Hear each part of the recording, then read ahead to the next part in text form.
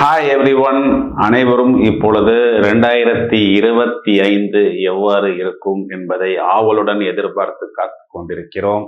இந்த 2025 வருடம் ஏதாவது நமக்கு ஒரு நல்ல செய்தி கிடைக்குமா என்பதில் எல்லாருக்கும் எதிர்பார்ப்பு என்பது இருந்து கொண்டுதான் இருக்கிறது.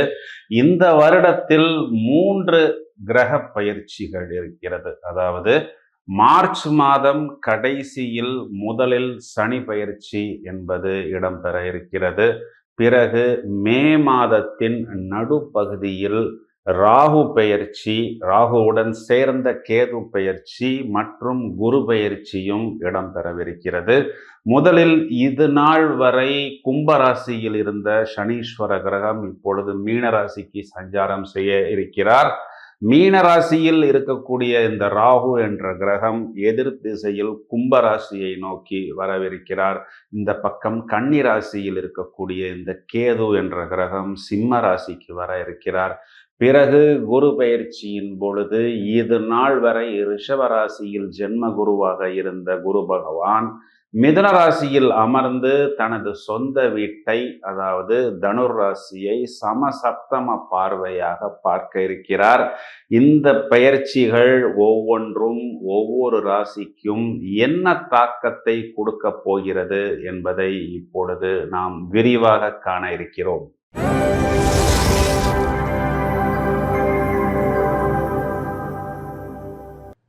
மேஷராசியை முதலில் எடுத்துக்கொள்வோம். மேஷராசிக்காரர்கள் பொதுவாகவே ராசி அதிபதி செவ்வாய் என்பதால் காலில் சுடுதண்ணி ஊற்றியது போல் மிகவும் சுறுசுறுப்பாகவும் மிகவும் பரபரப்பாகவும் அவர்கள் இருக்கக்கூடிய இடத்தில் அனைவரது கவனமும் அவர்கள் பக்கம் இருக்க வேண்டும் என்பதில் மிகவும் துடிப்புடன் செயல்படுவார்கள். இவர்களுக்கு பிடித்ததை மட்டும்தான் இவர்கள் செய்வார்கள். இவர்களை ஒரு கூட்டுக்குள் நாம் கட்டுப்படுத்தி எல்லாம் வைக்க முடியாது. மேலும் அனைத்து பொறுப்புகளையும் எடுத்து நடத்தி கொடுக்கக்கூடிய தலைமை பொறுப்பு என்று நாம் சொல்கிறோம் அல்லவா? அதாவது அந்த லீடர்ஷிப் குவாலிட்டிஸ் என்பது இவர்களிடம் மிகுதியாக காணப்படும். ராசியாதிபதி செவ்வாய், இந்த செவ்வாய் என்பது அனைவருக்குமே தெரியும் உஷ்ண கிரகம். இதனால் மேலோட்டமாக பார்க்கும் பொழுது கொஞ்சம் உஷ்ணமாக, அதாவது கொஞ்சம் கோபமாக இருப்பது போல் காண்பித்தாலும் கோபம் இருக்கக்கூடிய இடத்தில்தான் குணம் இருக்கும் என்பதையும் நாம் இங்கு கருத்தில் கொள்ள வேண்டும். மேஷராசிக்கு இது நாள் வரை ராசிக்கு 2ஆம் பாவத்தில் குரு, பிறகு 11ஆம் இடம் என்று சொல்லக்கூடிய லாபஸ்தானத்தில் சனி பகவான் இருந்தார். இதனால் இவர்களுக்கு அனுகூலமான பலன்கள் தான் நடந்து கொண்டிருந்தன. இருந்தாலும் இந்த குரு வக்கரம் என்பதும் இந்த சனி வக்கரம் என்பதும் 2 நிலைகளில், அதாவது இவர்களுடைய செல்வம், கொடுத்த வாக்கு மற்றும் இவர்களுடைய லாபம், அதாவது இவர்கள் கொடுத்த வாக்கை இது நாள் வரை இப்பொழுது இவர்களால் முழுவதுமாக காப்பாற்ற முடியவில்லை. இவர்களுக்கென்று வரவேண்டிய லாபம் என்பது பூரணமாக இவர்களுக்கு வரவில்லை. மேலும் குடும்பத்தில் இவர்களது வார்த்தைகளால் சின்ன சின்ன கருத்து வேறுபாடுகள் என்பது இருந்தது. மற்றவர்களை நம்பி நாங்கள் கொடுத்த பணம் எங்களுக்கு வரவில்லை, நாங்கள் ஒரு விதத்தில் மோசம் போய்விட்டோம் என்று வருத்தப்பட்டு கொண்டிருக்கிறார்கள். இந்த மேஷராசிக்கு இப்பொழுது ராசியாதிபதி செவ்வாய் 4ஆம் இடத்தில் நீசம் அடைந்திருக்கிறது. இந்த செவ்வாய் நீசம் என்பது ஜூன் மாதம் வரை இருக்கிறது.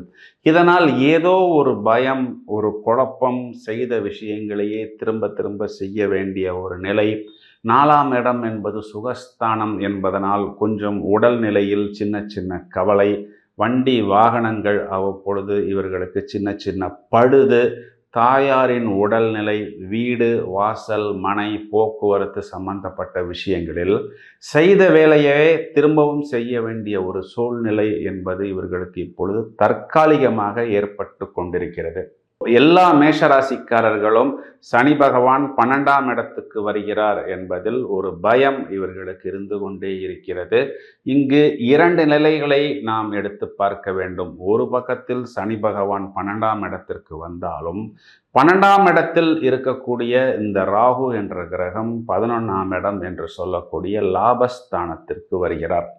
12ஆம் இடத்தில் சனி வரும் பொழுது இவர்களுக்கு கொஞ்சம் வீண் செலவு, வீண் விரயம் என்பது உத்தியோகம் சார்ந்து, தொழில் சார்ந்து கடன் வாங்க வேண்டிய சூழ்நிலை என்பது ஏற்படும்.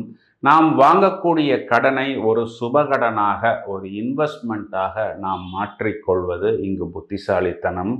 12ஆம் வீடு என்பது அயன சயன ஸ்தானம் என்பதனால் இரவு நேரத்தில் குறிப்பாக இவர்களுக்கு வரக்கூடிய அந்த தொலைபேசி அழைப்புகளாக இருந்தாலும், அல்லது கணவன் மனைவி மேம்பாடு, கணவன் மனைவி உறவில் ஏதாவது சின்ன சின்ன கோளாறுகளாக இருந்தாலும், இவர்கள் வழக்கமாக வேகமாக கோபப்படாமல் கொஞ்சம் பொறுமையாக செயல்படுவது இவர்களுக்கு புத்திசாலித்தனம். மேலும் வெளிநாட்டு தொடர்பில் நான் புதிதாக ஒரு முதலீடு செய்கிறேன், வெளிநாட்டில் நான் இப்பொழுது நிறைய எக்யூப்மெண்ட் வாங்க போகிறேன், ப்ராடக்ட் வாங்க போகிறேன், அங்கே சென்று பிரான்ச் போட போகிறேன் என்று முதலீடு செய்பவர்கள் இந்த 7.5 வருடமும் காத்திருக்க வேண்டிய தேவை என்பது இல்லை. ஒரு வருடம் கொஞ்சம் அமைதியாக காத்திருந்தால் பிறகு இவர்களுக்கு இந்த 12ஆம் இடத்தில் இருக்கக்கூடிய சனி பகவானுக்கு குரு பார்வை என்பது கண்டிப்பாக கிடைத்துவிடும். மேலும் உத்தியோகத்தில் இருக்கக்கூடிய இந்த நபர்கள், அதாவது இந்த ஃபினான்ஷியல் டிபார்ட்மெண்ட்டில் இருக்கக்கூடிய நபர்களுக்கு இந்த banking password, one time password போன்ற ஃபினான்ஷியல் பாஸ்வேர்டு பொறுப்புகளை எல்லாம் கொடுக்கும் பொழுது கொஞ்சம் சமயோஜிதமாக செயல்படுவது இவர்களுக்கு புத்திசாலித்தனம். இவர்களுக்கு 9ஆம் வீட்டை குரு சொந்த பார்வையாக பார்ப்பதனால் இவர்களது பாக்கியங்கள் அபிவிருத்தி என்பது கண்டிப்பாக இவர்களுக்கு ஏற்படும். மேலும் இதே குரு பகவான் இங்கு 7ஆம் வீட்டை 5ஆம் பார்வையாக பார்ப்பதனால் திருமணம் போன்ற சுபகாரியங்கள் இவர்களுக்கு ஏற்படும். அதற்காக இவர்கள் கடன் வாங்க வேண்டிய ஒரு சூழ்நிலை என்பது கண்டிப்பாக வரும். மேலும் 11ஆம் வீட்டில் லாபஸ்தானத்தில் நிகரற்ற லாப பலன்களை, நினைத்த காரியங்களை வெற்றிகரமாக செயல்படுத்துவதற்கு இங்கு ராகு என்ற கிரகம் வந்து அமர்கிறது. இந்த 11ஆம் இடம் என்பது பாதகஸ்தானமாகவும் அதே நேரத்தில் லாபஸ்தானமாகவும் மேஷராசிக்கு வருவதனால், இந்த ராகு என்பவர் பொதுவாக பாதக பலன்களையும் கொடுப்பார், லாபத்தையும் கொடுப்பார். ஆனால் இங்கு இந்த ராகு என்ற கிரகம் குருவின் பார்வையில் வந்து அமர்வதனால் இது குரு சண்டால யோகமாக, அதாவது இந்த ராகு என்ற கிரகத்தின் தீமையான பலன்கள் முழுவதுமாக கட்டுப்பட்டு குரு பார்வையால் பூரணமாக சுப கிரகமாக நமக்கு நல்ல லாபத்தை அள்ளி கொடுக்கக்கூடிய ஒரு கிரகமாக வருவதனால், ஒரு பக்கத்தில் உங்களுக்கு ஒரு கதவு அடைக்கப்பட்டிருந்தாலும் மறுபக்கத்தில் இன்னொரு கதவு திறக்கப்பட்டிருக்கிறது. எனவே உங்களுக்கு வரவேண்டிய லாபம் என்பது பூரணமாக வரும். சுபாவத்தில் இந்த ராகு என்ற கிரகம் அனைவருக்குமே தெரியும். மேலும் விரிவாக்கக்கூடியது, எக்ஸ்பேன்ஷன், மல்டிப்ளிகேஷனை குறிகாட்டுவதனால் லாபத்தில் எந்த விதமான ஒரு குறையும் பொதுவாகவே இருக்காது. 5ஆம் இடத்தில் கேது வந்து அமரவிருக்கிறார். இதனால் வரை 6ஆம் இடத்தில் குறிப்பாக உத்திர நட்சத்திரத்தில் இருந்த கேது பகவான் மேஷராசிக்காரர்களை ஏதோ ஒரு நோய் அல்லது ஒரு விதமான முடக்கத்தில் வைத்திருந்தார். மேலும் வம்பு வழக்கு போன்ற பிரச்சனைகளாக இருந்தாலும் அல்லது நோய் சம்பந்தப்பட்ட பிரச்சனைகளாக இருந்தாலும், அதாவது அந்த வைத்தியத்தை மாற்றுவதன் மூலமாகவோ அல்லது வைத்தியரை மாற்றுவதன் மூலமாகவோ அல்லது வேறு ஒரு லைஃப் ஸ்டைல் மாடிஃபிகேஷன், இயற்கை வைத்தியம் போன்ற விஷயங்களை எடுத்துக்கொண்டு இவர்கள் மேலும் அபிவிருத்தி என்பது கண்டிப்பாக பெற முடியும். குறிப்பாக திருமணம், பாக்கியம், வாகனங்கள் வாங்குவது போன்ற அனைத்து விஷயங்களும் மேஷராசிக்கு அனுகூலமாக இருக்கிறது. குறிப்பாக இந்த செவ்வாய் என்ற கிரகம் கடகத்தை ஜூன் மாதத்தில் கடந்து சிம்மத்துக்கு வரவிருக்கிறார். அதற்காக முதல் 6 மாதம் செவ்வாய் நீசமடையக்கூடிய காலகட்டங்களில் பூரணமாக சுபபலன்கள் நடக்காது என்பது அல்ல. இங்கு செவ்வாய் என்ற கிரகம் நீச வக்கரமும் அடைவதனால், நீச வக்கரம் என்பதை நாம் உச்சபலத்துக்கு சமமாக எடுத்து கொள்ள வேண்டும் என்றுதான் சாஸ்திரங்களும் சம்பிரதாயங்களும் சொல்கின்றன. அதாவது 6ஆம் வீட்டுக்கு சனியின் பார்வை என்பதனால் கடன் வாங்க வேண்டியது வரும். அதனை சுபகடன்களாக மாற்றிக்கொள்வது புத்திசாலித்தனம்.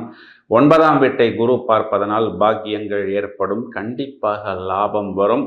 மேஷராசிக்காரர்கள் ஒரு முறை திருநள்ளாறு சென்று இந்த 7.5 சனியின் தொடக்கத்துக்காக சனி பகவானுக்கு அபிஷேகம், அர்ச்சனை போன்ற பரிகாரங்கள் செய்வதன் மூலமாகவும், மேலும் ஃபிசிக்கலி சேலஞ்ச்டு பர்சன்ஸுக்கு அன்னதானம் செய்வதன் மூலமாகவும், துப்புரவு தொழிலாளர்களுக்கு உதவுவதன் மூலமாகவும், மேலும் இந்த கைவிடப்பட்ட குழந்தைகள், இறைவனின் குழந்தைகளுக்கு இவர்களால் முடிந்த உதவிகளை செய்வது, அது வஸ்திர தானமாக இருந்தாலும் அல்லது அவர்களது மேன்மைக்கு உண்டான கல்வி போன்ற விஷயங்களுக்கு இவர்களால் முடிந்த உதவிகள் செய்வதன் மூலம் இந்த 7.5 சனியின் வீரியத்திலிருந்து இவர்கள் வெகு எளிதாக வெளியே வர முடியும். வாழ்த்துக்கள்.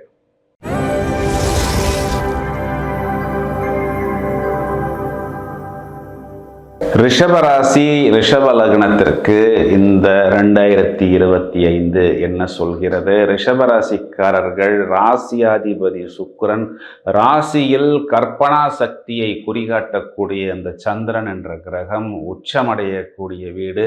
பொதுவாக வாழ்க்கையை ரொம்பவும் ரசித்து ருசித்து வாழக்கூடிய நபர்கள் இவர்கள்தான்.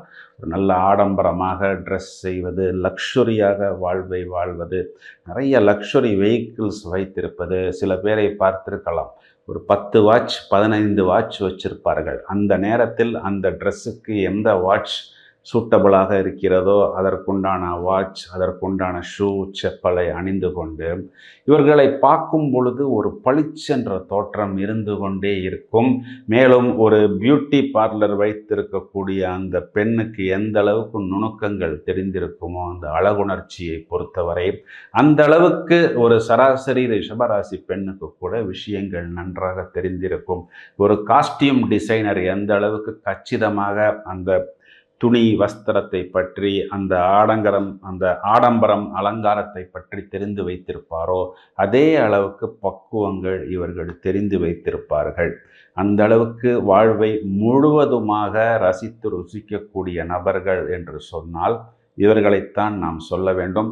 பலர் நம்மை ரசிக்க வேண்டும், நம்மை பாராட்ட வேண்டும், நமது இளமையான தோற்றத்தை பற்றி பலர் புகழ வேண்டும் என்ற ஒரு எதிர்பார்ப்பு இவர்களிடம் இருந்து கொண்டே இருக்கும். சினி ஃபீல்டு, மாடலிங், மீடியா போன்ற துறைகளில் இன்று முதன்மையாக இருக்கக்கூடிய நபர்கள் இவர்கள்தான். இவர்களிடம் ஏராளமான தனித்துவம் என்பது இருக்கிறது. இங்கு சந்திரன் என்ற கிரகம் உச்சம் என்பதனால் பொதுவாகவே இவர்களுக்கு அந்த தாய்ப்பாசம் என்பது மிகுதியாக இவர்களிடம் காணப்படும். எந்த ஒரு சூழ்நிலையிலும் தங்களது லக்ஸுரி, கம்ஃபர்ட் போன்ற விஷயங்களை இவர்கள் விட்டு கொடுக்க மாட்டார்கள். இவ்வளவு சுகவாசிகளாக, இவ்வளவு லக்ஸுரி பர்சன்ஸாக இருந்த இந்த ரிஷபராசிக்காரர்கள் இப்பொழுது ராசியில் ஜென்மகுரு, அதாவது இந்த ரிஷபத்துக்கு பகை கிரகம் என்று சொல்லக்கூடிய குரு ராசியில் வந்து அமர்ந்ததனால் இவர்களால் வெளியே சொல்ல முடியவில்லை. ஆனால் ஒரு 7-8 மாதமாக ஏராளமான விஷயங்களில் இவர்கள் அடி வாங்கி விட்டார்கள். இன்னும் நாம் இதனை விரிவாக சொல்ல வேண்டும் என்றால், அடி வாங்கியே ரிஷபராசிக்காரர்கள் இது நாள் வரை மறத்து போய்விட்டார்கள் என்றும் நாம் இவர்களை பற்றி சொல்ல முடியும். இவர்களுக்கு ஏதோ ஓரளவுக்கு வருமானம் என்பது வந்து கொண்டிருந்தாலும், குறிப்பாக உறவு முறை சிக்கல், குடும்பத்தில் இவர்கள் இது நாள் வரை யாருக்கு உதவினார்களோ, யாருக்கு இவர்கள் நிறைய விஷயங்கள் செய்து கொடுத்தார்களோ அவர்களாலேயே இவர்கள் நிராகரிக்கப்பட்டு விட்டார்கள்.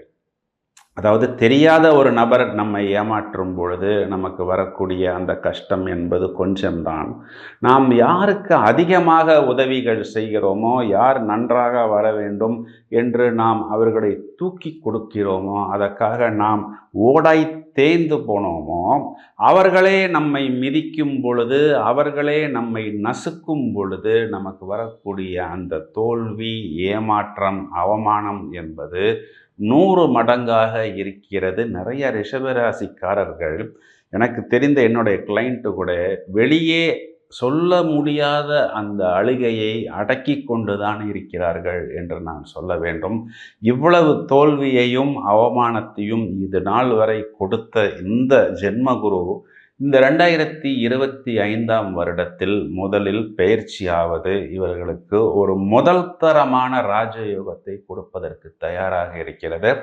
10ஆம் வீட்டில் இருக்கக்கூடிய சனி என்ற பகவான் 11ஆம் வீட்டுக்கு செல்வதும், 11ஆம் வீட்டில் இருக்கக்கூடிய இந்த ராகு என்ற கிரகம் 10ஆம் வீட்டில் வந்து அமர்வதும், பிறகு 2ஆம் வீட்டில் இருக்கக்கூடிய இந்த குரு என்பவர் இங்கு ராகுவை 9ஆம் பார்வையாக பார்ப்பதும், இவர்களுக்கு கண்ணா 2 லட்டு திங்க ஆசையா இல்லை 3 லட்டு திங்க ஆசையா என்று சொல்வதை போல் பூரணமாக இந்த குரு பெயர்ச்சி, ராகு பெயர்ச்சி மற்றும் சனி பெயர்ச்சி இந்த 3 விஷயங்களிலும் இவர்களுக்கு முதல் தரமான ராஜயோகத்தை கொடுப்பதற்கு தயாராக இருக்கிறது.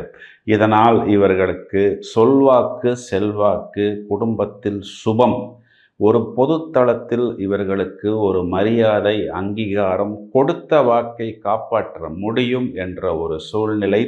எங்கே தோல்வி அடைந்தோமோ, எங்கே நாம் அவமானப்பட்டோமோ அதே இடத்தில் இனி நம்மளால் ஜெயிக்க முடியும் என்ற ஒரு அமைப்பு. 6ஆம் வீட்டை குரு பார்ப்பதனால் கடன், நோய், வம்பு, வழக்கு போன்ற விஷயங்களிலிருந்து வெளியே வருவது, மேலும் ஒரு தோல்வி, அவமானத்திலிருந்து பூரணமாக இவர்கள் வெளியே வர வேண்டிய ஒரு அமைப்பு. 8ஆம் வீட்டுக்கு குரு பார்வை என்பதனால் இவர்களது ஆயுள் பலப்படும், மேலும் வம்பு வழக்கிலிருந்து, தோல்வியிலிருந்து வெளிவரக்கூடிய அமைப்பு. 10ஆம் வீட்டில் இருக்கக்கூடிய இந்த ராகுவை குரு பார்ப்பது குரு சண்டாள யோகமாக வந்து 10ஆம் வீடு இவர்களுக்கு நட்பு வீடாக வந்து அமர்வதனால் தொழில் சம்பந்தப்பட்ட விஷயங்களில் அதனை விஸ்தாரமாக செய்யக்கூடிய அமைப்பு, புதிதாக கிளைகள் போடுவது, வெளிநாட்டுக்கு செல்வது, அங்கே 2-3 கிளைகள் போடுவது, நவீன தொழில்நுட்பம், நோவல் டெக்னாலஜி சம்பந்தப்பட்ட விஷயங்களை தொழிலில் இவர்கள் இறக்குமதி செய்து மேலும் மேலும் தொழிலை விஸ்தாரமாக்கி கொள்வது, புதிய ப்ராடக்ட், புது கான்செப்ட் மூலம் அவர்களுக்கு தொழிலுக்கு நல்ல அங்கீகாரம் என்பது கிடைக்கும். லாபஸ்தானத்தில் சனி பகவானின் சஞ்சாரம் மீண்டும் இவர்களுக்கு வருவதற்கு இன்னும் 30 வருடங்கள் ஆகும். அதாவது 27.5 வருடத்திற்கு பிறகுதான் மீண்டும் இதே மீனராசியில் இங்கு சனி பகவான் சஞ்சாரம் செய்வார். ரிஷபராசியை பொறுத்தவரை சனி பகவான் முதல் தரமான ராஜயோகத்தை கொடுத்துத்தான் ஆக வேண்டும் என்பது பிரபஞ்சத்தின் விதி. இதன் காரணம், அவர் ஒரு பாக்கியஸ்தானத்துக்கும் ஒரு தசம கேந்திரத்துக்கும் அதிபதி ஆவதனால் பூரணமான சுப பலன்களை இவர்களுக்கு கண்டிப்பாக கொடுப்பார். சனியின் 3ஆம் பார்வை ராசிக்கு வருவதும் இவர்களுக்கு மேலும் மேன்மையையும் அபிவிருத்தியையும் ஏற்படுத்தி கொடுக்கும். 5ஆம் வீட்டில் இருந்த கேது என்ற கிரகம் இப்பொழுது 4ஆம் வீட்டுக்கு சஞ்சாரம் செய்ய இருக்கிறார். இது நாள் வரை குழந்தைகள் சம்பந்தப்பட்ட விஷயத்தில் ஏதோ ஒன்றை இழந்தது போல், ஏதோ ஒரு சிக்கலில் எங்கே போகிறோம், எங்கே செல்கிறோம் என்று தெரியாமல் தவித்து கொண்டிருக்கக்கூடிய ரிஷபராசி நபர்களுக்கு இப்பொழுது குழந்தைகள் சம்பந்தப்பட்ட விஷயங்களிலும் அவரவர் வயதை அனுசரித்து சுப பலன்கள், கல்வியாக இருந்தாலும், வேலை வாய்ப்பாக இருந்தாலும், திருமணமாக இருந்தாலும், வெளிநாட்டு தொடர்பாக இருந்தாலும் கண்டிப்பாக ஏற்படும் என்பதுதான் நிதர்சனமான உண்மை. ரிஷபராசியை பொறுத்தவரை பூரணமான சுப பலன்களை கொடுப்பதற்கு நாங்கள் ரெடி, நீங்கள் ரெடியா என்பதை போல்தான் வருடாந்திர கிரகங்கள் குரு, ராகு, சனி இந்த 3 கிரகங்களின் அமைப்பும் இருக்கிறது. எனவே உங்களது வாய்ப்பை நீங்கள் நழுவ விடாமல் பூரணமாக உச்சத்துக்கு ஏற வேண்டும் என்ற பிரார்த்தனைகளுடன் மேலும் ரிஷபராசி பூரணமாக அபிவிருத்தி பெறுவீர்கள் என்பதுதான் நிதர்சனமான உண்மை. பரிகாரங்கள் என்று வரும்பொழுது பெரிதாக ரிஷபராசிக்கு பரிகாரங்கள் தேவையில்லை. பொதுவாக மகாவிஷ்ணு வழிபாடு, ஆஞ்சநேயர் வழிபாடு ரிஷபராசிக்கு மேன்மை ஏற்படுத்தி கொடுக்கும். வாழ்த்துக்கள்.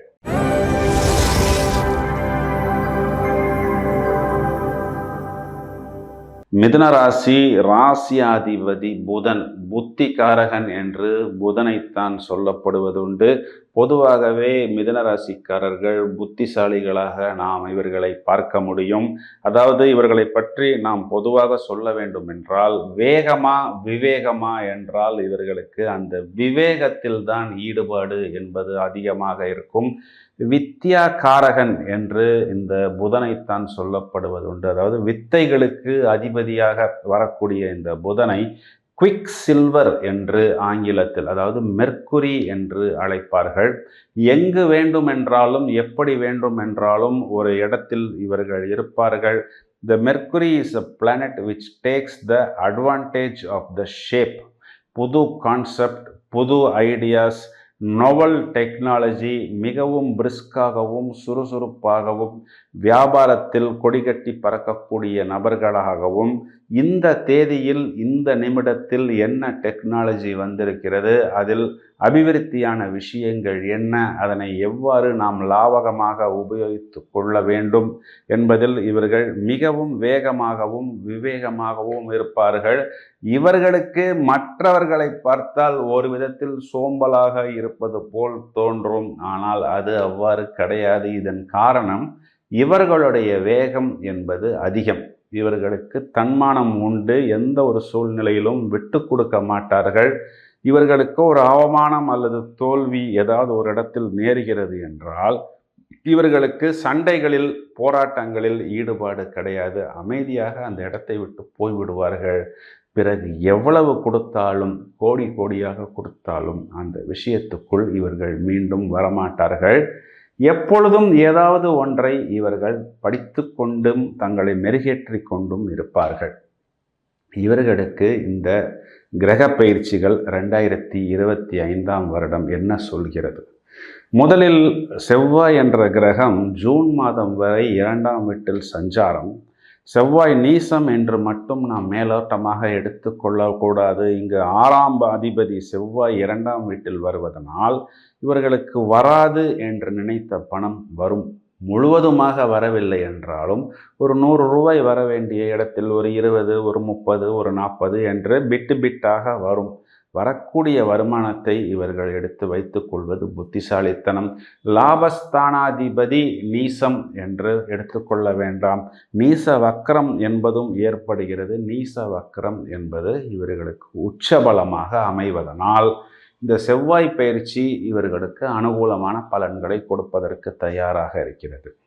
ராசியில் குரு சஞ்சாரம், அதனால் இவர்களுக்கு ஜென்ம குரு என்று நாம் எடுத்துக்கொள்ள வேண்டும். இந்த ஜென்ம குரு நம்மை என்ன செய்ய போகும் என்றால், ஏதோ ஒரு விஷயத்தில் நம்மை வழி நடத்தும், நம்மை திருத்தும். இந்த குரு என்பவர் நமக்கு நம் தொழில் சார்ந்தோ துறை சார்ந்த விஷயங்களிலோ ஒரு குரு என்பவர் கிடைப்பார். அவர் நம்மை வழி நடத்துவார். நாம் எங்கே தவறு செய்கிறோம் என்று, இப்போ நம்ம ஒரு இடத்துக்கு போவதற்கும் ஒரு கூகுள் மேப்பை வைத்துக்கொண்டு ஒரு இடத்துக்கு போவதற்கும் நமக்கு வித்தியாசம் இருக்கிறது. கூகுள் மேப் நமக்கு ஒரு குரு போல் செயல்படும் பொழுது நாம் எளிதாக அந்த இடத்துக்கு சென்றடைந்து விடலாம். இதுபோல் நம்மை வழிநடத்தக்கூடிய ஒரு நபர் எளிதாக நமக்கு வந்து நம்மை வழிநடத்துவார். இதனால் நாம் கொஞ்சம் பொருள் விரயம், கொஞ்சம் நேரம் விரயம் என்று எடுத்துக்கொண்டாலும் ஒரு தங்க மோதிரத்துக்கு ஒரு அழகிய வடிவம் கிடைப்பதற்கு முன்பு எவ்வாறு அது கொஞ்சம் சித்திரவதை படுகிறதோ அதேபோல் நாமும் மேலோட்டமாக சில இடையூறுகளை சந்திக்கக்கூடிய ஒரு சூழ்நிலை என்பது ஏற்படும். இங்கே குறிப்பாக தெரியாத நபர்களுடன் நாம் ஃபினான்ஷியல் இன்வெஸ்ட்மெண்ட் செய்வது, சார் 100 ரூபா போட்டால் அப்புறம் 500 ரூபா வரும், 500 ரூபா போட்டால் 50,000 ரூபா வரும் என்று சொல்வார்கள்.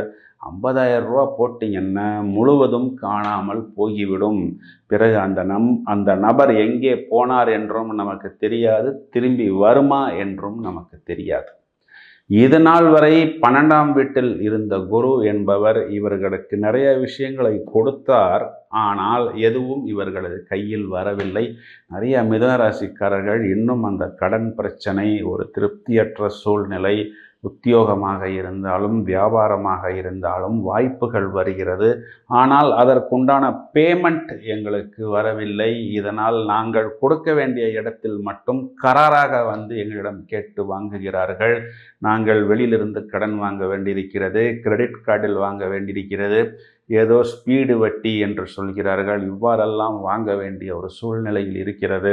இல்லை என்றால் வீட்டு வாசலில் கடன் கொடுத்த நபர் வந்து நிற்கும் பொழுது குடும்பத்துக்குள் எங்களுக்கு ஒரு தோல்வி, அவமானம் ஏற்படுகிறது. இதனை மறைத்து கொள்வதற்காக நாங்கள் பலவிதமான சுமைகளுடன் இரவு நேரத்தில் தூங்க முடியாமல் வேதனையில் தான் இருக்கிறோம் என்று வெளியே சொல்லாமல் வருத்தப்படக்கூடிய இந்த மிதுன ராசிக்காரர்களுக்கு இப்பொழுது ஒரு குட் நியூஸ் என்னவென்றால், 10ஆம் இடத்தில் சனி பகவான் இந்த வருடம் வந்து அமர்கிறார். 10ல் சனி பகவான் அமரும் பொழுது சனி கொடுத்தால் எவர் தடுப்பார் என்பதும், 10ஆம் பாவத்தில் ஒரு பாவ கிரகமாவது அமர வேண்டும் என்ற ஜோதிட விதியின் பிரகாரம் பிரமாதமாக தொழில், உத்தியோகம், வியாபாரம், அபிவிருத்தி என்பது இவர்களுக்கு கண்டிப்பாக ஏற்படும். மேலும் பாக்கியஸ்தானத்தில் ராகு வந்து அமர்கிறார். இவர் எங்களது பாக்கியங்களை தடுப்பாரா என்ற ஒரு கேள்வி வேண்டாம். ஏனென்றால் பாக்கியஸ்தானத்தில் அமரக்கூடிய ராகுவை குரு பார்க்க இருப்பதனால் இது குரு சண்டாள யோகமாக வந்து இதன் தீமையான பலன்கள் முழுவதுமாக வடிகட்டப்படவிட்டு, இதன் தீமையான பலன்கள் முழுவதுமாக ஃபில்டர் செய்யப்பட்டு அனுகூலமான பலன்களை கொடுப்பதற்கு தயாராக இருக்கிறது. அதாவது ஒரு திருமணம் செய்கிறோம், அல்லது ஒரு வாகனம் வாங்குகிறோம், அல்லது வீடு கட்டுகிறோம், அல்லது ஊரில் இருக்கக்கூடிய பழைய விஷயங்களை புதுப்பித்து கொடுக்கிறோம், நமது தந்தைக்கு ஒரு அபிவிருத்தி என்பது ஏற்படுகிறது. இவை அனைத்துமே பாக்கியங்களாக நீங்கள் எடுத்துக்கொள்ள வேண்டும். 4ஆம் பாவத்தில் இருக்கக்கூடிய கேது என்ற கிரகம் இப்பொழுது 3ஆம் பாவம் என்று சொல்லக்கூடிய வெற்றி ஸ்தானத்துக்கு வருவதும் இவர்களுக்கு முதல் தரமான ராஜயோகத்தை கொடுப்பதற்கு தயாராக இருக்கிறது. இதன் காரணம் 4ஆம் வீடு என்பது வீடு, வாகனம், மனை, மாத்துர் ஸ்தானம். அது இதனால் வரை வீடு, வாகனம், மனை மற்றும் அம்மா சம்பந்தப்பட்ட விஷயங்கள் ஏதோ ஒரு நெருடல் என்பது இவர்களுக்கு இருந்து கொண்டுதான் இருக்கிறது. வீட்டில் ஏதாவது ஒரு ரிப்பேர் வந்து கொண்டுதான் இருக்கிறது. எவ்வளவு தூரம் போராடினாலும் அந்த வாகனத்தில் ஒரு திருப்தியற்ற ஒரு சூழ்நிலை என்பது ஏற்படுகிறது. முக்கியமான ஒரு ஃபங்க்ஷனுக்கு போகும் பொழுதுதான் அந்த வாகனத்தில் பேட்டரி டவுன் ஆகிவிடும். இதனால் ஒரு வாடகை வாகனத்தில் போக வேண்டிய ஒரு சூழ்நிலை என்பது ஏற்படும். வயதை அனுசரித்து அவரவர் தாயாருக்கு உடல்நிலை அல்லது உத்தியோகம் அல்லது வேலை செய்யக்கூடிய இடங்களில் வரக்கூடிய ஒரு நெருக்கம் அல்லது ஒரு இறுக்கம் என்பதும் மனதளவில் இவர்களுக்கு சிறு சிறு பிரச்சனைகளை கொடுத்து கொண்டுதான் இருக்கிறது. இனி முயற்சி ஸ்தானத்தில், வெற்றி ஸ்தானத்தில் கேது பகவான் வந்து அமரும் பொழுது இவர்களது முயற்சிகளின் வேகம் என்பது பலவிதமாக இவர்களுக்கு அனுகூலம் கொடுக்கக்கூடிய விதங்களில் ஏற்படும். இப்பொழுது இந்த சனி பயிற்சி என்பதும், ராகு பயிற்சி என்பதும், கேது பயிற்சி என்பதும் பூரணமாக வருத்தப்படக்கூடிய மிதுன ராசிக்காரர்களுக்கு ஒரு குட் நியூஸாக வந்து அமர்கிறது. 7ஆம் வீட்டை குரு பார்ப்பதனால் இது நாள் வரை திருமணத்துக்காக காத்து கொண்டிருந்தேன் சார், இப்பொழுது நான் விரும்பிய அந்த மணமகன், அந்த மணமகள் வந்து விட்டார்கள் என்று இவர்கள் அதற்குண்டான வேலைகளில் இறங்கி விடுவார்கள். புத்திரஸ்தானத்திற்கு குரு பார்வை என்பதனால் குழந்தைகளுக்காக காத்திருந்தக்கூடிய நபர்களுக்கு வைத்தியம் மற்றும் ஆன்மீகம் மற்றும் பரிகாரங்கள் மற்றும் ட்ரீட்மெண்ட் மூலம் புத்திரபாக்கியம் என்பது ஏற்படும். வயதை அனுசரித்து அந்த குழந்தைகளுக்கும் அபிவிருத்தி என்பது ஏற்படும், பாக்கியம் என்பது ஏற்படும். எனவே ராகு பயிற்சி, கேது பயிற்சி, சனி பயிற்சி, இந்த 3 விஷயங்கள் உங்களுக்கு ஃபேவரபிளாக வருகிறது. இந்த குரு பயிற்சி என்ற ஒரு விஷயம் மட்டும் உங்களுக்கு கொஞ்சம் சின்ன சின்ன இடையூறுகள் கொடுக்கும். இருந்தாலும் குரு என்பவர் ஒரு வாத்தியார் என்பவர் நம்மை தண்டிக்க மாட்டார், நம்மை கண்டிப்பார். நம்மளை கண்டிப்பது என்பது நம்மளை நல்வழிப்படுத்துவதற்கு என்று நாம் எடுத்துக்கொள்ள வேண்டும். பரிகாரம் என்று வரும் பொழுது வியாழக்கிழமைகளில் இவர்கள் மகான்கள் வழிபாடு, ஜீவ சமாதி வழிபாடு, அவரவர் விருப்பப்பட்ட மகான்கள், அதாவது அது ராகவேந்திரராக இருக்கலாம், ராமானுஜராக இருக்கலாம், ரமண மகரிஷியாக இருக்கலாம், அல்லது சாய்பாபா வழிபாடாக இருக்கலாம். மேலும் நவக்கிரகங்களில் குரு தட்சிணாமூர்த்தி வழிபாடாக இருக்கலாம். வியாழக்கிழமைகளில் இவர்கள் சைவ உணவு எடுத்துக்கொண்டு அல்லது இவர்களால் முடிந்தால் விரதம் இருந்து, இவர்களது உடல் ஒத்துழைத்தால் விரதம் இருந்து மகான்கள் வழிபாடு செய்வதன் மூலம் ஒரு நல்ல ஏற்றத்தை இவர்கள் கண்டிப்பாக பெற முடியும். வாழ்த்துக்கள்.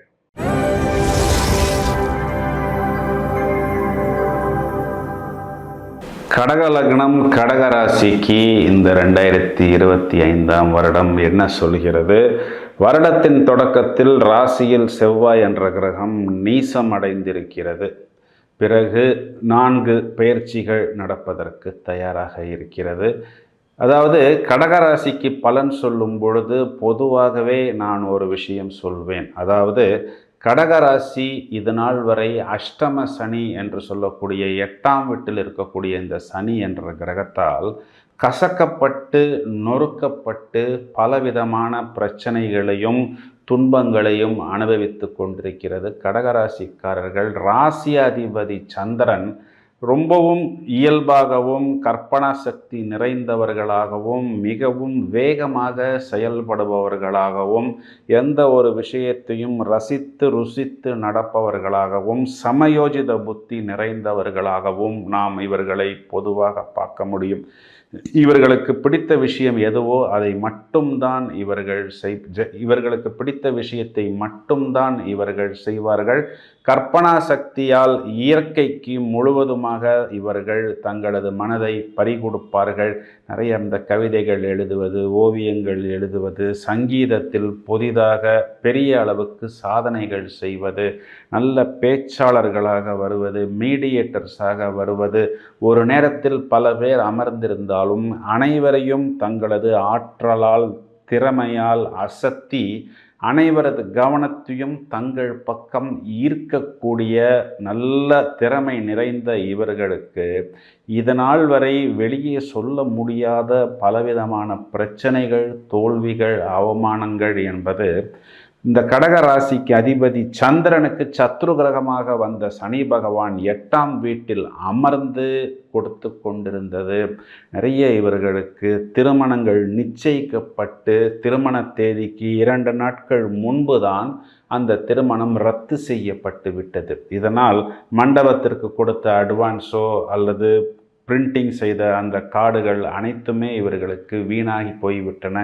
ஏராளமான பணம் விரயமாகிவிட்டது. நிறைய பேருக்கு கணவன் மனைவி உறவில் பிரச்சனை, வம்பு வழக்கு, கோர்ட்டு கேஸ் போன்ற பிரச்சனைகள், மேலும் உடல் ஆரோக்கியம் சம்பந்தப்பட்ட விஷயத்தில் என்ன பிரச்சனை என்றே தெரியாமல் இந்த வைத்தியம் பிறகு அந்த வைத்தியம் பிறகு அந்த வைத்தியம் என்று தொடர்ச்சியாக சுற்றி கொண்டே இருப்பது, கடன் வாங்கும் பொழுது இவ்வளவு பிரச்சனைகளா என்று எதிர்பார்க்காமல் அந்த நிமிடத்திற்கு அவர்கள் அந்த கடனை வாங்கிவிட்டார்கள்.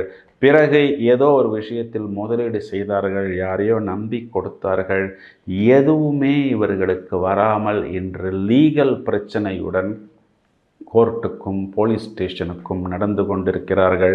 இவர்கள் செய்து கொடுத்த விஷயங்களோ அல்லது இவர்கள் எடுத்து கொடுத்த பொருட்களோ அங்கீகரிக்கப்படாமல் இவர்களுக்கு தொடர்ச்சியாக பலவிதமான பிரச்சனைகளுக்குள் சிக்கி தவிழ்ந்து, ஒரு விதத்தில் பூச நட்சத்திரமாக இருக்கட்டும் அல்லது ஆயில்ய நட்சத்திரமாக இருக்கட்டும், என்னென்ன பிரச்சனைகள் வம்பு வழக்கு என்று சொல்கிறார்களோ அவை அனைத்தையுமே கடகராசிக்காரர்கள் இப்பொழுது பூரணமாக அனுபவித்து கொண்டிருக்கிறார்கள். முதலில் இவர்களுக்கு 8ஆம் வீட்டில் இருக்கக்கூடிய இந்த சனி என்ற கிரகம் 8ஆம் வீட்டை விட்டு 9ஆம் வீட்டுக்கு செல்கிறது. இதனால் இவர்களுக்கு பெரிதாக ஒரு ப்ளஸ் வருகிறதா என்றால் மைனஸ் இல்லை என்று எடுத்துக்கொள்ள வேண்டும். இந்த மைனஸ் இல்லை என்பதே இவர்களுக்கு ஒரு பெரிய ப்ளஸ் தான். அதனால் குறிப்பாக இவர்களுக்கு பிரச்சனைகளிலிருந்து படிப்படியாக வெளியே வர ஆரம்பிப்பார்கள். மேலும் 8ஆம் வீட்டில் ராகு அமர்கிறதே என்று நீங்கள் யோசிக்கலாம். 8ஆம் வீட்டில் ராகு அமர்ந்தாலும் இந்த ராகுவிற்கு குருவின் பார்வை விழுவதனால் பூரணமாக 8ஆம் வீட்டில் நமக்கு சில நேரங்களில் சில திடீர் யோகமும் அதிர்ஷ்டமும் வரும். அந்த யோகத்தை ராகு இவர்களுக்கு கண்டிப்பாக கொடுப்பார். ஏனென்றால் இங்கு பாதகமான பலன்கள் குருவின் பார்வையால் முழுவதுமாக இவர்களுக்கு கட்டுப்படுகிறது. 12ஆம் வீட்டில் இருக்க குரு மேலோட்டமாக பார்க்கும் பொழுது நமக்கு ஒரு விதத்தில் அவயோகமாக தெரிந்தாலும் குருவிற்கு இருக்கும் இடத்தை விட பார்வை பலம்தான் பிரமாதமாக கொடுக்கப்பட்டுள்ளது. எனவே 8ஆம் வீட்டை குரு பார்ப்பதனால் இவர்களுக்கு இந்த அஷ்டம ராகுவின் வீரியம் அனுகூலமாகத்தான் அமையும். 3ஆம் இடத்தில் இருக்கக்கூடிய இந்த கேது என்ற கிரகம் 2ஆம் வீட்டுக்கு வருவதனால் பொதுவாகவே 2ஆம் வீட்டில் கேது இருக்கும் பொழுது அந்த நபர்கள் பூரணமாக வாக்குகளையோ வார்த்தைகளையோ கொடுக்க மாட்டார்கள். அங்கு இவர்களுக்கு சின்ன சின்ன இஎன்டி, அதாவது இந்த பல் சம்பந்தப்பட்ட சின்ன சின்ன பிரச்சனைகள் என்பது வரும், அவ்வளவுதான். பெரிதாக இவர்களுக்கு பிரச்சனைகள் என்று எதுவும் இல்லை. இந்த சனி இவர்களுக்கு இப்பொழுது பாக்கிய சனியாக வருகிறது. குறிப்பாக சனி பகவான் முதலில் குருவின் சாரம், பிறகு சுயசாரம், அதற்கும் பிறகு இவர்களுக்கு புதனின் சாரத்தில் வரும் பொழுது இவர்களுக்கு நிறைய வாய்ப்புகள் என்பது இந்த வருடத்தின் 2ஆம் பகுதியில், அதாவது மே மாதத்திற்கு பிறகு ஏற்படும். மே மாதம் ஜூன் மாதம் வரை இவர்களது குழந்தைகள் சம்பந்தப்பட்ட விஷயத்தில் ஏதோ ஒரு தெளிவு இல்லாத ஒரு சூழ்நிலை போல் காண்பிக்கும். இதன் காரணம் பஞ்சமாதிபதி செவ்வாய் நீசம் என்பதனால். அதனால் வரக்கூடிய வாய்ப்புகள் நல்ல வாய்ப்பா, குழந்தைகளை வெளிநாட்டுக்கு அனுப்பும் பொழுது அதனால் அனுகூலம் இருக்கிறதா, அல்லது ஒரு வீடு அல்லது ஒரு வாகனம் வாங்கும் பொழுது அந்த இடம் சம்பந்தப்பட்ட விஷயங்களில், அந்த டாக்குமெண்ட் சம்பந்தப்பட்ட விஷயங்களில் பிரச்சனைகள் இல்லாமல் இருக்கிறதா? ஏனென்றால் இது நாள் வரை நாம் பலவிதமான பிரச்சனைகளை சந்தித்து விட்டோம். இனி அவற்றை சமாளிப்பதற்குண்டான பலம் நம்மிடம் இல்லை. அதனால் பிரச்சனைகளிலிருந்து எவ்வாறு நாம் ஒதுங்குவது என்று தெளிவாக அந்த ஆவணங்களை இவர்கள் பரிசீலித்து பார்க்க வேண்டும். 12ஆம் வீட்டில் குரு இருப்பதனால் இவர்கள் பணத்தை கொண்டு போய் எந்த ஒரு இடத்திலும் பாதுகாப்பில்லாமல் முழுவதுமாக முடக்கம் செய்ய வேண்டாம்.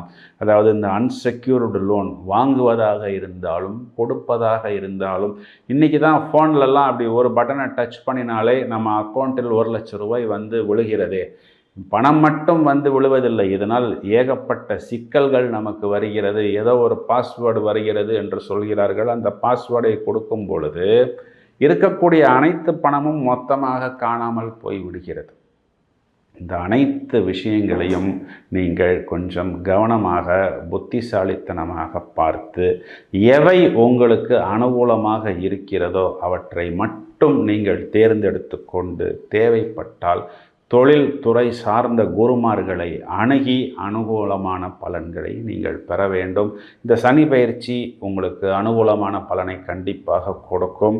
குரு பயிற்சி கொஞ்சம் சின்ன சின்ன இடையூறுகள் உங்களுக்கு கொடுத்தாலும் அதனை நீங்கள் எளிதாக பயிற்சி முயற்சிகளில் சமாளித்து விடலாம். இவர்களுக்கு குறிப்பாக வியாழக்கிழமைகளில் மகான்கள் வழிபாடு செய்வது, மேலும் முருகப்பெருமான் வழிபாடு செய்வது, திருச்செந்தூர், பழனி போன்ற பிரதான ஸ்தலங்களுக்கு சென்று அபிஷேகங்கள், அன்னதானங்கள் செய்வதன் மூலம் அந்த இறுக்கமான ஒரு விஷயத்தை தவிர்த்துவிட்டு இவர்கள் யதார்த்தவாதிகளாக, வெற்றியாளர்களாக வலம் வர முடியும் என்பதுதான் நிதர்சனமான உண்மை. வாழ்த்துக்கள்.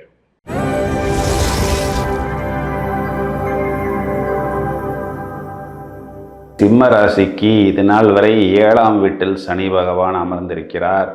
இனி 8ஆம் வீட்டுக்கு வந்து அமரப்போகிறார். 8ஆம் வீடு என்பது அஷ்டம சனியாக இவர்களுக்கு வர இருக்கிறது. இவர்களுக்கு இப்பொழுது 10ஆம் வீட்டில், அதாவது இவர்களது தொழில் ஸ்தானத்தில் ராகு பகவான் அமர்ந்திருக்கிறார். இவர்களுக்கு 7ஆம் வீட்டில் ராகு வந்து அமரும் பொழுது ராசியில் கேது பகவான் வந்து அமர்வார். சிம்ம ராசிக்காரர்கள் ராசியாதிபதி சூரியன். இதனால் பொதுவாகவே கொஞ்சம் உஷ்ணமாகவும் வேகமாகவும் செயல்படுவார்கள். இவர்களுக்கு 7ஆம் வீட்டின் அதிபதி சனியாக வருவதனால், 7ஆம் வீட்டின் அதிபதி சனி பகவான் ராசிக்கு சத்ரு கிரகம் என்பதனால் இவர்களுக்கு பொதுவாகவே இந்த திருமணம் சம்பந்தப்பட்ட விஷயமாக இருந்தாலும் அல்லது பார்ட்னர்ஸ் சம்பந்தப்பட்ட விஷயங்களாக இருந்தாலும் எதிர்பாராத ஏதாவது ஒரு சிக்கல் என்பது இவர்களுக்கு இருந்து கொண்டுதான் இருக்கும். அதாவது இவர்களுக்கு 7ஆம் வீட்டின் அதிபதி சனி என்பதாலும் இதனால் வரை 7ஆம் வீட்டில் ராகு என்பவர் இன்விசிபிள் பிளானட், கண்ணுக்கு தெரியாத பிரச்சனைகள் இவர்களுக்கு திருமண வாழ்வில் இதனால் வரை இருந்தாலும், அதாவது ஒரு விதத்தில் சொல்ல வேண்டுமென்றால் கதறினாலும் சிதறினாலும் ராஜா ராஜாதான் என்று சொல்வதை போல், மேன்மக்களே என்று நாம் சொல்வதை போல் இவர்களுக்கு பலவிதமான பிரச்சனைகள், குறிப்பாக திருமணம், காதல் தோல்வி, நிச்சயிக்கப்பட்ட திருமணம் நின்றுவிட்டது, திருமணத்துக்கு முன் பல விஷயங்களை மறைத்து விட்டார்கள். திருமணத்துக்கு பிறகுதான் எனது கணவருக்கு இவ்வளவு பெரிய கடன் இருக்கிறது, அந்த கடனை நானும் சேர்ந்து அடைக்க வேண்டிய ஒரு சூழ்நிலையில் வந்து இன்று மாட்டிக்கொண்டேன். இப்பொழுது நான் இந்த திருமணத்தை ரத்து செய்துவிட்டு பிரிந்து விட்டால் பிறகு இதையே காரணமாக வைத்து எனது தங்கச்சிக்கு திருமணம் நடக்காது, உங்கள் அக்காவுக்கே வாழ்க்கை எவ்வாறு ஆகிவிட்டது என்று குறிப்பாக எனது தம்பிக்கோ தங்கச்சிக்கோ வருத்தப்பட வேண்டிய ஒரு சூழ்நிலை ஏற்படும். வேறு வழியில்லாமல் நான் இவருடன் வாழ்ந்து கொண்டு இவரது கடனையும் இவரது சுமையையும் முழுவதுமாக எனது தலையில் வைத்து விட்டார்கள் என்று பல இடங்களில் பல விதங்களில் சிம்ம ராசிக்காரர்கள் வருத்தப்பட்டு கொண்டுதான் இருக்கிறார்கள். இவர்களுக்கு அஷ்டமத்தில் சனி பகவான் செல்வதும் 7ஆம் இடத்தில் இப்பொழுது ராகு பகவான் வரவிருப்பதும் என்ன செய்ய போகிறது? அதாவது அஷ்டமத்தில் சனி பகவான் வரும்பொழுது ஏதாவது ஒரு பிரச்சனை, அது ஆரோக்கியம் சம்பந்தப்பட்ட விஷயங்களாக இருந்தாலும் உடல் உபாத்தியம் சம்பந்தப்பட்ட விஷயங்களாக இருந்தாலும், குறிப்பாக நாம் கொடுக்கக்கூடிய கமிட்மெண்ட், சார் நான் இன்று வேலைக்கு வரவில்லை என்ற ஒரு வார்த்தையை நீங்கள் கொடுத்திருப்பீர்கள். ஆனால் உங்களது முதலாளி சார் நான் இன்று வேலைக்கு வரவில்லை என்பதை நான் வேலைக்கு வரவில்லை என்று எடுத்துக்கொண்டு உங்களுக்கு ஒரு டெர்மினேஷன் ஆர்டரை கொடுத்து விடுவார்கள். ஏதோ ஒரு நல்லது செய்வதற்கென்று நாம் ஒரு வார்த்தையை சொல்லியிருப்போம்.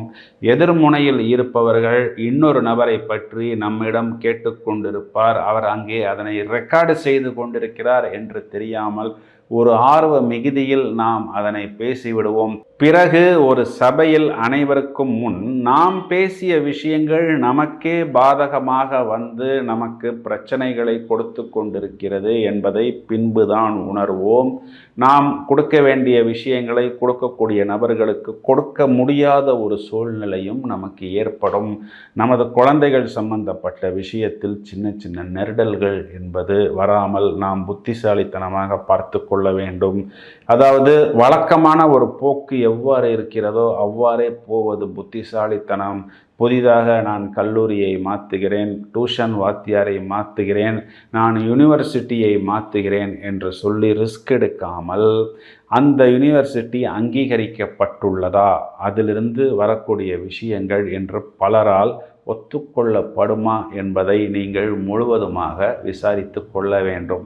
இங்கு குருவின் பார்வை 5ஆம் வீட்டுக்கு வருவதனால் குழந்தைகள் சம்பந்தப்பட்ட விஷயத்தில் குறிப்பாக மே மாதத்துக்கு பிறகு நீங்கள் எடுக்கக்கூடிய முடிவுகளில் ஒரு தெளிவு என்பது கண்டிப்பாக கிடைக்கும்.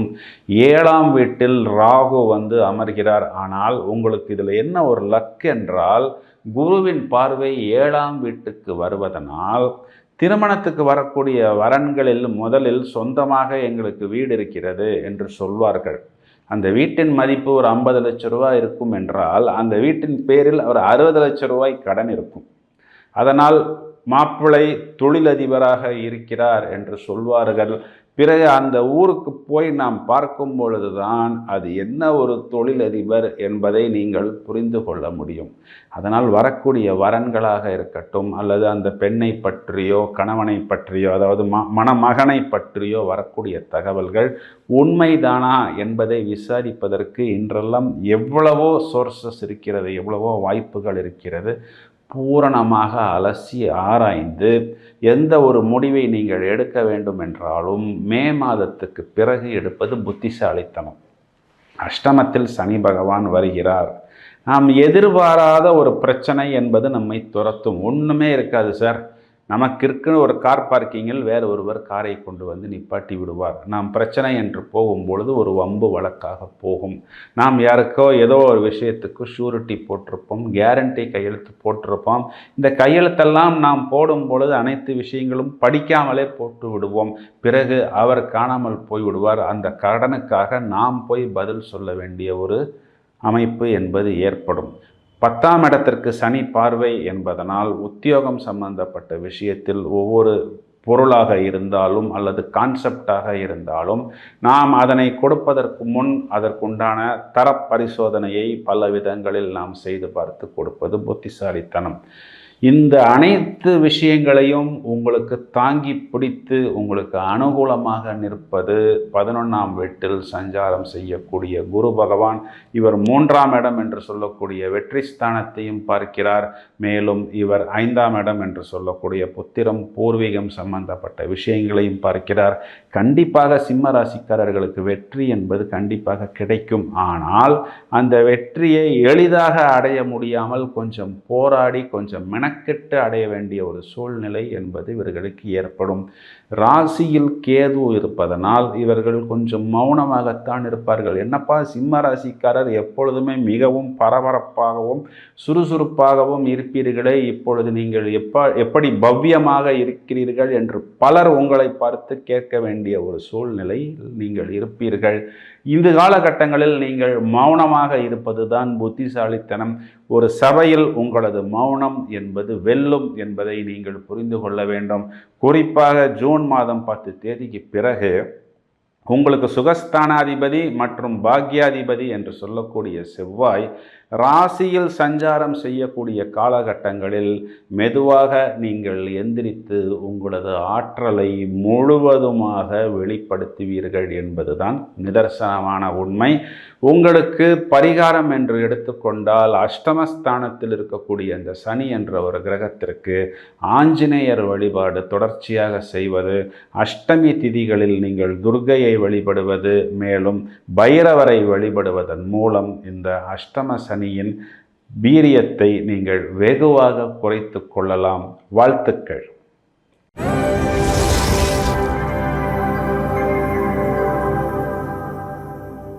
2025ஆம் வருடம் சார் கன்னிராசிக்காரர்களுக்கு ஏதாவது ஒரு குட் நியூஸ் சொல்லுங்கள் சார் என்று நீங்கள் சொல்வது எனக்கு நன்றாக புரிகிறது. கன்னிராசிக்காரர்கள் பொதுவாகவே ராசியாதிபதி புதன் என்பதனால் புத்தி கூர்மை அதிகம் நிறைந்தவர்கள். நிறைய இந்த டீச்சர்ஸு, ப்ரொஃபஸர்ஸு, ஆடிட்டர்ஸு, பெரிய பெரிய நிறுவனங்கள் எல்லாம் ஃபினான்ஷியல் கண்ட்ரோலர்ஸாக வரக்கூடிய நபர்களாக நாம் இந்த கன்னிராசிக்காரர்களை பொதுவாக பார்க்க முடியும்.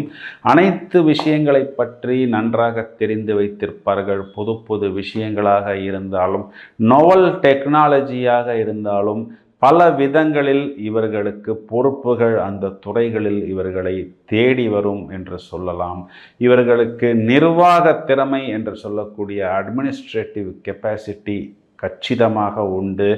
எந்த ஒரு விஷயத்தையும் நாம் இவர்களிடம் பேசி ஜெயிக்க முடியாது என்றே நாம் சொல்ல முடியும். அந்த அளவுக்கு அனைத்து விஷயங்களை பற்றி நன்றாக இவர்கள் தேடி வைத்திருப்பார்கள். ஒரு அச்சீவ்மெண்ட் என்பதை இவர்கள் சார்ந்த தொழில் மற்றும் துறைகளில் இவர்களுக்கு உண்டு. முன்பின் தெரியாத நபர்களுக்கு கூட இவர்கள் நன்றாக உதவுவார்கள். இவர்களுக்கு இப்பொழுது ராசிக்கு குரு பார்வை இருக்கிறது. அதனால் ஓரளவுக்கு பிரச்சனை என்ன என்று வந்தாலும் அதற்கு ஒரு தீர்வு, ஒரு தெளிவு என்பது இவர்களுக்கு இறுதியில் கிடைக்கிறது. இருந்தாலும் இவர்கள் ஏராளமான மனப்போராட்டங்களை ராசியில் கேது பகவான் இருப்பதனால் அவரவர் வயதை சார்ந்து அனுபவித்து கொண்டிருக்கிறார்கள். இளம் வயதில் இருக்கக்கூடிய நபர்கள் புது புது பழக்க வழக்கங்களை பிடித்திருக்கிறார்கள். அந்த பழக்க வழக்கங்கள் எல்லாம் ஆரோக்கியமான பழக்க வழக்கங்கள் அல்ல. அதற்கு ஒரு விதத்தில் இவர்கள் அடிக்ட் ஆகிவிட்டார்கள். பிறகு அந்த பழக்க வழக்கங்களை இவர்களால் விடவும் முடியவில்லை என்ற ஒரு சூழ்நிலையில் அதனை மறைத்து கொண்டு ஏராளமான பணம் மற்றும் பொருளை விரயம் செய்து கொண்டிருக்கிறார்கள். நடுவயது நபர்கள் 7ஆம் வீட்டில் ராகு, 7ஆம் வீடு என்பது களத்திரம், அதாவது காமத்திரிகோணத்தில் வருகிறது. இதனால் புதிதாக இப்பொழுதெல்லாம் இந்த லிவிங் டுகெதர், கோயிங் ஸ்டெடி என்றெல்லாம் சொல்கிறார்களே, அதாவது வேறொரு நபருடன் இவர்கள் வாழ்வது போன்ற விஷயங்களில் இவர்கள் மாட்டிக்கொண்டு அதிலிருந்து வெளியே வர முடியாமல் ஏராளமாக தங்களது வாழ்க்கையை விரயம் செய்து கொண்டிருக்கிறார்கள். வயதில் மூத்த நபர்களுக்கு உடல் ரீதியாக பிரச்சனைகள், தங்களது குடும்பத்தில் இருக்கக்கூடிய வயதில் மூத்த நபர்களால் மாமியார், மாமனார் அல்லது அப்பா, அம்மா, மாமா இந்த போன்ற வயதில் மூத்த நபர்களால் மன அழுத்தம், அது இடம் சம்பந்தப்பட்ட விஷயங்களாக இருந்தாலும் அல்லது குடும்பத்தில் சுபகாரியங்கள் சம்பந்தப்பட்ட விஷயங்களாக இருந்தாலும் அல்லது சம்பந்திகளால் இவர்களுக்கு பிரச்சனை என்று பல விதத்தில் ஒரு போராட்டம், எங்கு சென்றாலும் ஒரு தீர்வு இல்லை. சில நேரங்களில் நாம் எங்கே சென்று அழுவது என்ற தனிமையில் பீச்சில் கூட அமர்ந்து அழுது கொண்டிருக்கிறார்கள் என்பதுதான் நிதர்சனமான உண்மை. இவர்களது பிரச்சனையை வெளியே சொன்னாலும் கூட யாரும் நம்ப மாட்டேங்கிறார்கள். இவை அனைத்துக்கும் காரணம் ராசியில் கேது, 7ஆம் இடத்தில் ராகு. 7ஆம் இடம் என்பது உறவுமுறை சிக்கல் என்பது திருமண வாழ்வில் மட்டுமல்லாமல் வியாபாரத்திலும் வியாபார கூட்டாளிகளாலும் இவர்களுக்கு பிரச்சனை என்பது வந்து கொண்டிருக்கிறது. முதல்ல இவர்களுக்கு ஒரு குட் நியூஸ் என்னவென்றால், ராசியிலிருந்து கேது வெளியே போகிறது. ராசிக்கு 6ஆம் இடத்தில் ராகு வருகிறது. மேலும் 6ஆம் இடத்தில் இருக்கக்கூடிய சனி 7ஆம் இடத்துக்கு வந்தாலும் இந்த கன்னிராசி அதிபதி புதனுக்கு சனி நட்பு கிரகம் என்பதனால் பெரிதாக இவர்களுக்கு ஒரு பிரச்சனையை கொடுக்காது. இருந்தாலும் 7ஆம் இடம் என்பது நமக்கு சில நேரங்களில் திருமணம் சம்பந்தப்பட்ட விஷயங்களில் ஏதாவது ஒரு சிக்கல், திருமணம் காத்திருக்கிறது என்று நாம் பக்கத்தில் போகும் பொழுது நாம் யாரை திருமணம் செய்ய போகிறோமோ அந்த நபரின் நன்னடத்தை இல்லாத ஒரு காரணத்தால், அவர் ஏற்கனவே திருமணம் ஆனவர் என்றோ அல்லது அவருக்கு ஏற்கனவே பலவிதமான நோய் தொல்லை இருந்தது என்றோ, கடன் தொல்லை இருந்தது என்றோ, இல்லை அவர்களது சான்றிதழ்கள் சம்பந்தப்பட்ட விஷயங்களில் சிக்கல் என்றோ, அவர்கள் கொடுத்த வாக்கை நிறைவேற்றாத ஒரு சூழ்நிலையில் இருக்கிறார்கள் என்றோ, திருமண சடங்குகளுக்கு நாங்கள் இவ்வளவு தூரம் செலவு செய்கிறோம் என்று சொன்ன நபர்கள் கடைசியில் பின்வாங்குகிறார்கள் என்ற ஒரு காரணத்தினாலோ, குறிப்பாக இந்த திருமணம் சம்பந்தப்பட்ட விஷயங்களில் சிக்கல்கள் என்பதை கொடுக்கும். நீங்கள் உங்களது விஷயங்களை உங்களது சூழ்நிலை சார்ந்து தெளிவாக எடுத்து ஒரு முடிவை எடுக்க வேண்டும். மேலும் அதற்கு நீங்கள் தேவைப்பட்டால் வெளிநபர்களையும் உபயோகம் செய்து கொண்டு கரெக்டான விஷயங்களை தேர்ந்தெடுக்க வேண்டும். உங்களது பழக்க வழக்கங்கள் நீங்களாகவே தாமதித்து கொள்ளக்கூடாது. அதாவது ஒரு விஷயத்தை நாளைக்கு பண்ணிக்கிறேன் பிறகு பார்த்துக்கலாம் என்று எப்பொழுதும் வேகமாக இயங்கக்கூடிய நீங்கள் மெதுவாக இயங்காமல் பார்த்து கொள்வது புத்திசாலித்தனம். ஏனென்றால் இந்த சாட்டன் என்பவர் உங்களை கொஞ்சம் லெத்தார்ஜிக்காக மாற்றுவார். வரவேண்டிய நல்ல விஷயங்களை கொஞ்சம் தள்ளி போடுவார். அதனை நீங்கள் கவனமாக பார்த்து கொள்ள வேண்டும். 10ஆம் வீட்டில் குரு இருப்பதனால் உங்களது தொழில் சார்ந்த விஷயங்களில் ஏதாவது ஒரு சின்ன சின்ன இடையூறுகள் என்பது உங்களுக்கு வரும். ஆனாலும் இதனை நீங்கள் எளிதாக சமாளித்து விடலாம். தொழில் சார்ந்த விஷயங்களில் முதல் 6 மாதங்களில் நீங்கள் கொஞ்சம் கவனமாக உங்களை பார்த்து கொள்ள வேண்டும். பிறகு இவர்களுக்கு ராசியில் இருக்கக்கூடிய இந்த கேது என்பவர் ராசியை விட்டு வெளியே போவதனால் இவர்களுக்கு இது நாள் வரை ஏதோ ஒரு விஷயத்தை பறிகொடுத்தது போல், இழந்தது போல் இருந்த கன்னிராசி நபர்கள் இனி கொஞ்சம் யதார்த்தமாக மாறுவார்கள். அனைத்து விஷயங்களையும் கையில் எடுத்து நன்னடத்தையாக செயல்படக்கூடிய அமைப்பு. ஒரு விதத்தில் 7ஆம் பாவத்தில் வரக்கூடிய சனி என்ற கிரகமோ அல்லது 10ஆம் பாவத்தில் இருக்கக்கூடிய குரு என்ற கிரகமோ கொஞ்சம் உங்களுக்கு பாதகத்தை கொடுத்தாலும் இவை கொடுக்கக்கூடிய பாதகங்களை விட பல மடங்கு அனுகூலங்களை உங்களுக்கு கொடுப்பதற்கு 6ஆம் பாவத்தில் உபஜயஸ்தானத்தில் ராகு என்ற கிரகம் வந்து அமர்கிறார். இந்த ராகு என்ற கிரகம் பூரணமாக குருவின் பார்வையில் வந்து அமர்வதனால் நீங்கள் போட்டி தேர்வுகள், அதாவது அது ஒரு காம்படிட்டிவ் எக்ஸாம்ஸாக இருந்தாலும் சரி, வேலை வாய்ப்பாக இருந்தாலும் சரி, வியாபாரம் அல்லது உத்தியோகமாக இருந்தாலும் சரி, பல விதங்களில் உங்களுக்கு வாய்ப்புகளும் லாபங்களும் மேலும் மேலும் ஏறி வரும் என்பதுதான் நிதர்சனமான உண்மை. எனவே வரக்கூடிய நல்ல விஷயங்களை நீங்கள் கிரகித்து கொண்டு உங்களை மெருகேற்றி கொண்டு சிறகுகளை விரித்து நல்ல வாய்ப்புகளை நீங்கள் எடுத்துக்கொண்டு, குறிப்பாக இந்த மீடியா சம்பந்தப்பட்ட துறையில் இருப்பவர்கள், கலை சம்பந்தப்பட்ட துறை, இயல் இசை நாடகம் சம்பந்தப்பட்ட துறை, மருத்துவம் சம்பந்தப்பட்ட துறைகளில் இருப்பவர்கள், construction engineers, architects, interior decorations, இந்த ஆல்டர்னேட்டிவ் தெரப்பி, யோகா, தியானம், மெடிடேஷன் போன்ற துறைகளில் இருப்பவர்களுக்கு இந்த வருடம் தொடக்கமே அமர்க்களமான தொடக்கமாக இருக்கும். 2 விஷயங்களை மட்டும் கவனமாக பார்த்து கொள்ள வேண்டும். 7ஆம் வீடு திருமணம், களத்திரம், அங்கே சனி. 10ஆம் வீடு என்பது தொழில், அங்கே குரு. இந்த 2 விஷயத்தை மட்டும் நீங்கள் கொஞ்சம் கவனமாகவும் புத்திசாலித்தனமாகவும் பார்த்து கொள்ள வேண்டும்.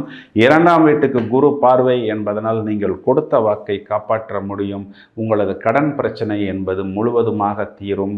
4ஆம் வீட்டை குரு பார்ப்பதனால் உங்களது வீடு வாகனம் சம்பந்தப்பட்ட விஷயமாக இருந்தாலும் மாத்துர் ஸ்தானமாக 4ஆம் இடம் வருவதனால் உங்களுக்கு உங்களது வயதை அனுசரித்து தாயாருக்கும் அனுகூலமான பலன்கள் என்பது ஏற்படும். 6ஆம் வீட்டுக்கு குரு பார்வை என்பதனால் வம்பு வழக்கு சம்பந்தப்பட்ட விஷயங்களிலிருந்து பூரணமாக வெளிவருவீர்கள். நோய் சம்பந்தப்பட்ட விஷயங்களிலிருந்து ஒரு தெளிவு கிடைக்கும். யதார்த்தமான ஒரு வாழ்க்கை முறைக்கு வரக்கூடிய காலகட்டம். இது நாள் வரை நாங்கள் பல விஷயங்களால் வச்சு செய்யப்பட்டோம் என்று வருந்தப்படக்கூடிய நபர்களுக்கு இப்பொழுது இந்த 6ஆம் வீட்டில் வரக்கூடிய ராகு பூரணமான வெற்றியை கொடுப்பதற்கு தயாராக இருக்கிறது.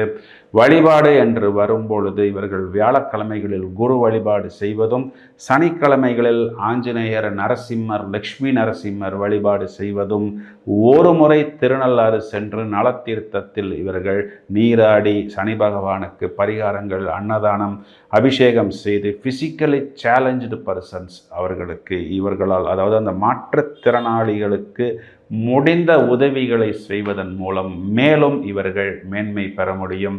வாழ்த்துக்கள். நன்றி.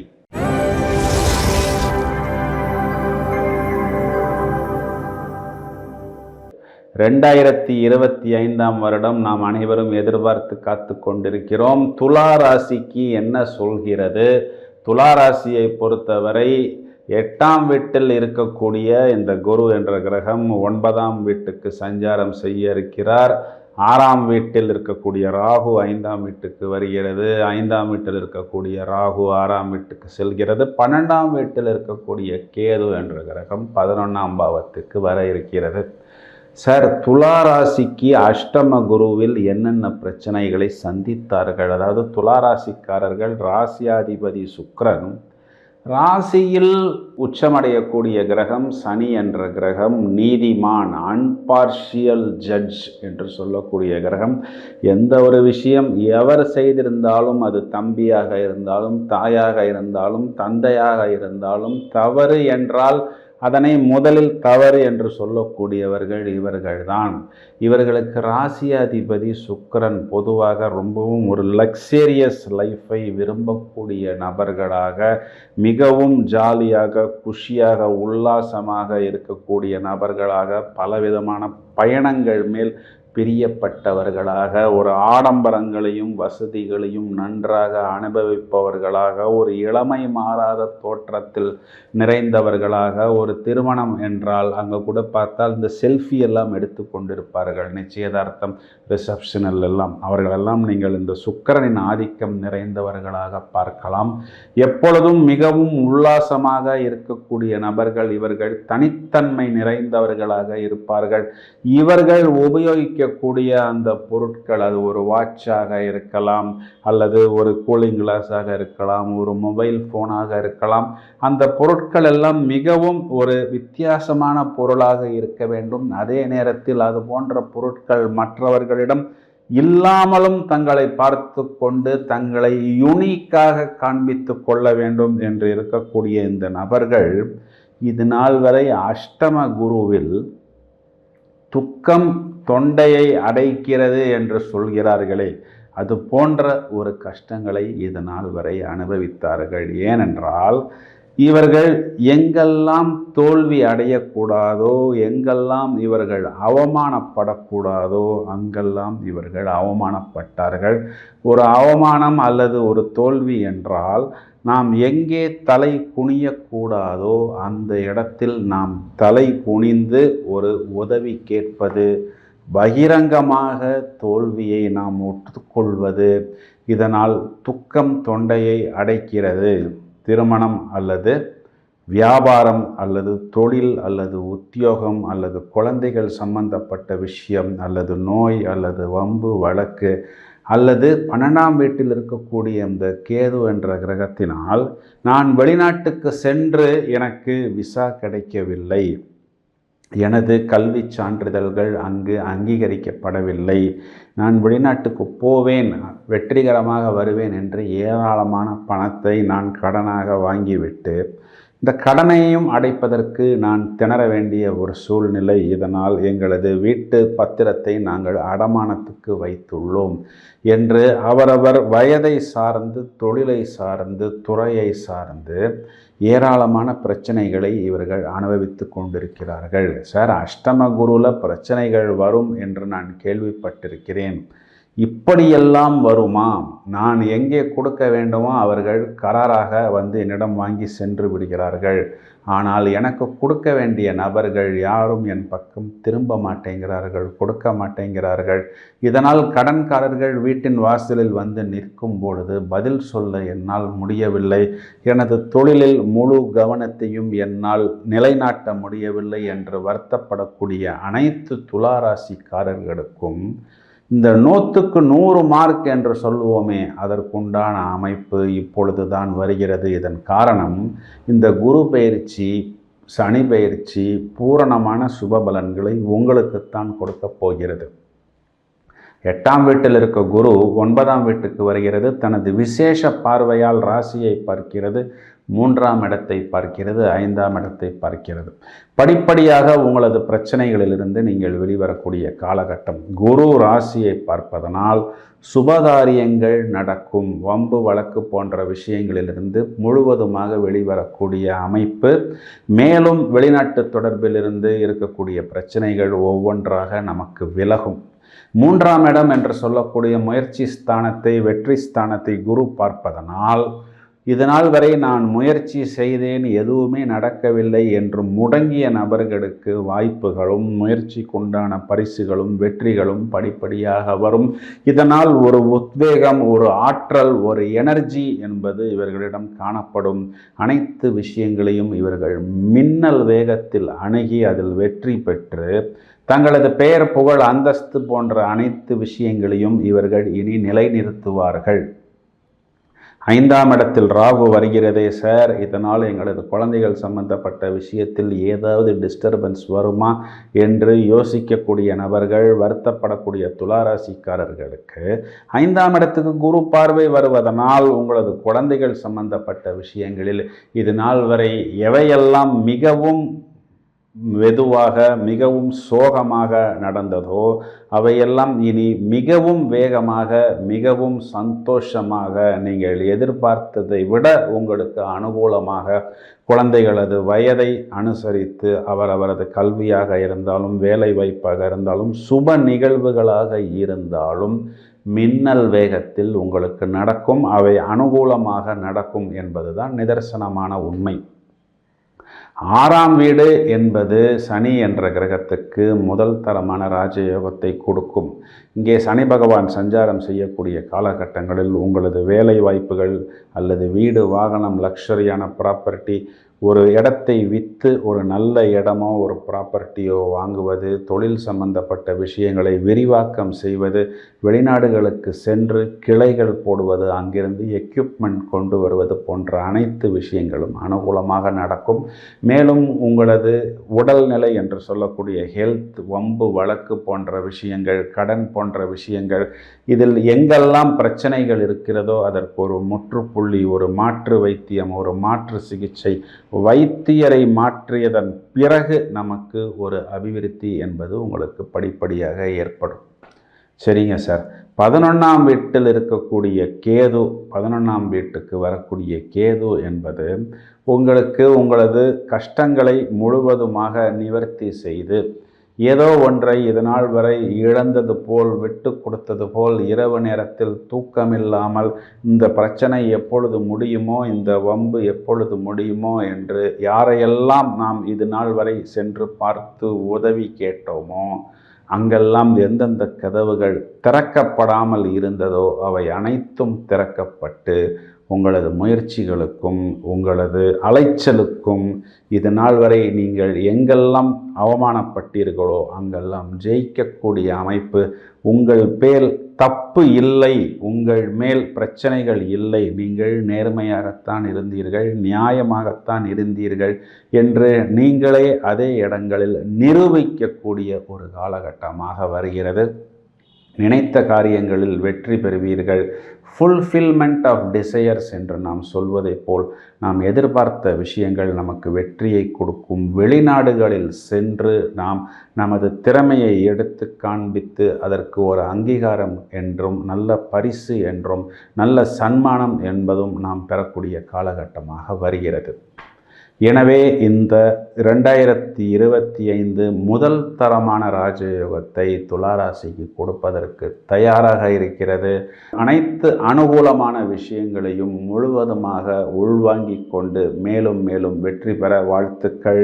பரிகாரம் என்று வரும்பொழுது நீங்கள் வழக்கமான மகாவிஷ்ணு வழிபாடு செய்வதன் மூலம் மேலும் மேலும் உங்களது அபிவிருத்தியை அதிகரித்து கொள்ள முடியும் என்பதுதான் நிதர்சனமான உண்மை.